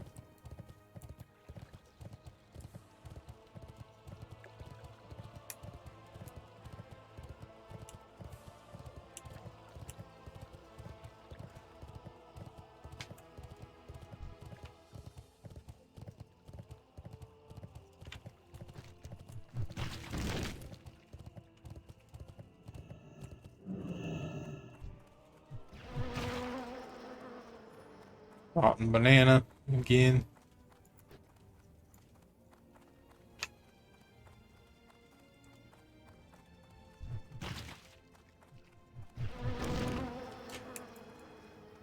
The King of the Alliance. You have mere moments to live. Varian stares off into the distance. Can we read that before I turn it to him? Yeah, I can. I'm gonna read that. Majesty, O merciful King, may the light stay your hand and steady your heart. Hold your judgment upon this fallen champion, if only for a moment, and hear my words. The bearer of this letter is a former hero of the Alliance. Though he carries with him the stench of death and the look of the Scourge, he has the soul of a champion. A soul that has only been recently reunited with its body. Tum-Tum Wiggle represents a new united front against the Lich King, known as the Knights of the Ebon Blade. Yes, Majesty, Death Knights turned against their former master. They are led by the son of Lord Alexandros Mograine, the Ashbringer. They seek what we seek, what we all seek, the end of the Scourge. I ask not that you accept Tum-Tum Wiggle and the Knights of the Ebon Blade into the Alliance, but only that you show tolerance. Remember, sire, by blood and honor we all serve. Respectfully, High Lord Tyrion Fordring. Stormwind honors your service to the Alliance. Varian affixes his gaze upon you. Were it not for this letter from Tyrion, you would be a stain upon my floor. Only an endorsement from one of the greatest paladins to ever live could have ensured your survival. We will work together against the Scourge, against the Lich King. Glory to the Alliance.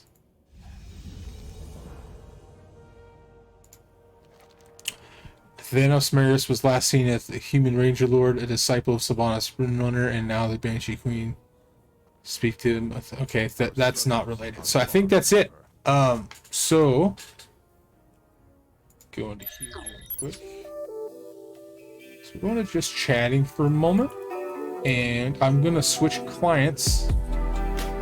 I don't know if it's gonna give it to me right now or if I have to wait until But that was the full story. We did it from start to finish. Actually cut it pretty close.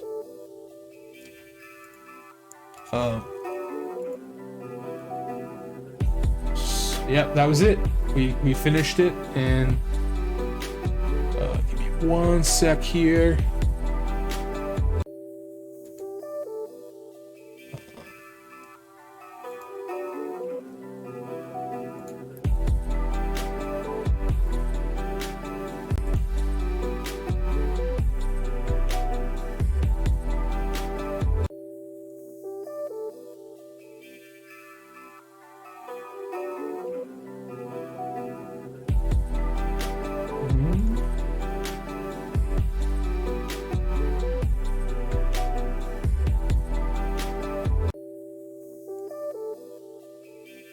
Okay. And there we go. Now, I don't know how this works. If we're going to get it right away, or if I'm going to get it right away, or what. I have unopened items in my collection. Frostbrewed Proto Worm. This is it. Unwrap. This is why I did that.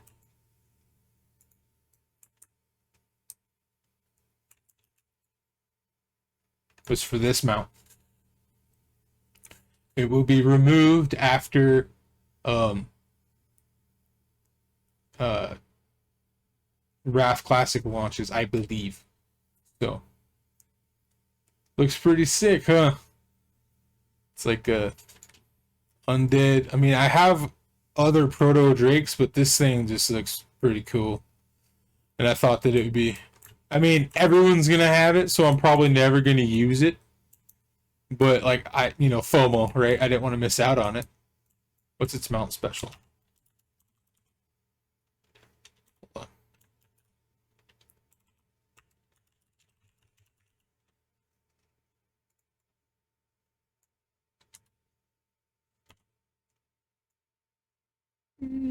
on. It's alright. Chip, we got it. Yeehaw!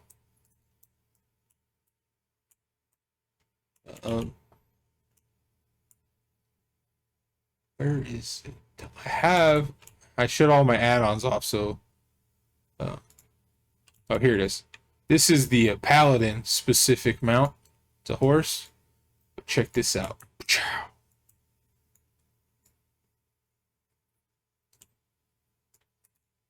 It creates like little platforms of light, runs around on them. Alrighty, guys. Well, that was it. That's all I had planned for the night. I didn't really, I was really hoping that we'd get through that, and we did, and it's because I got lucky with that one hit on that quest, the torture quest. So, that was pretty sweet. So, let's see here. Anybody? Not really. Nobody really raids this late, or I mean, like I said before, most of the people that I watch are in the EU, so they're all sleeping right now. So. Well, I'll call it there for the night. I appreciate everybody hanging around. Give my voice a rest. Can imagine how Dolly felt with Digimon Survive now after reading every single one of those quests out loud. But yeah, it was a lot of fun. I actually I might consider doing more of these starting zone like starting experience ones, like the Goblin, the Worgen, the Pandaren. They all kind of have the same situation where they're like they have their own like time-locked area that's unique to them only. So that would be kind of cool to go through and to read all that. Also, I like to set up paths because of how questing works in retail now. I like to set up paths of like certain themes. So like spooky path. The Dwarven path I like because it delves into a lot of like the Titan lore. There's like troll, like there's like a troll path you can do. if you just want to like fight like wildlife and monsters, there's a really cool path you can do there. One of them leads you to this place called the Ungoro Crater, which is filled with dinosaurs. So that's pretty sweet. So yeah, I'll go ahead and call it there for the evening. Thanks again for everybody watching, and I will catch you guys on Thursday. Have a good night.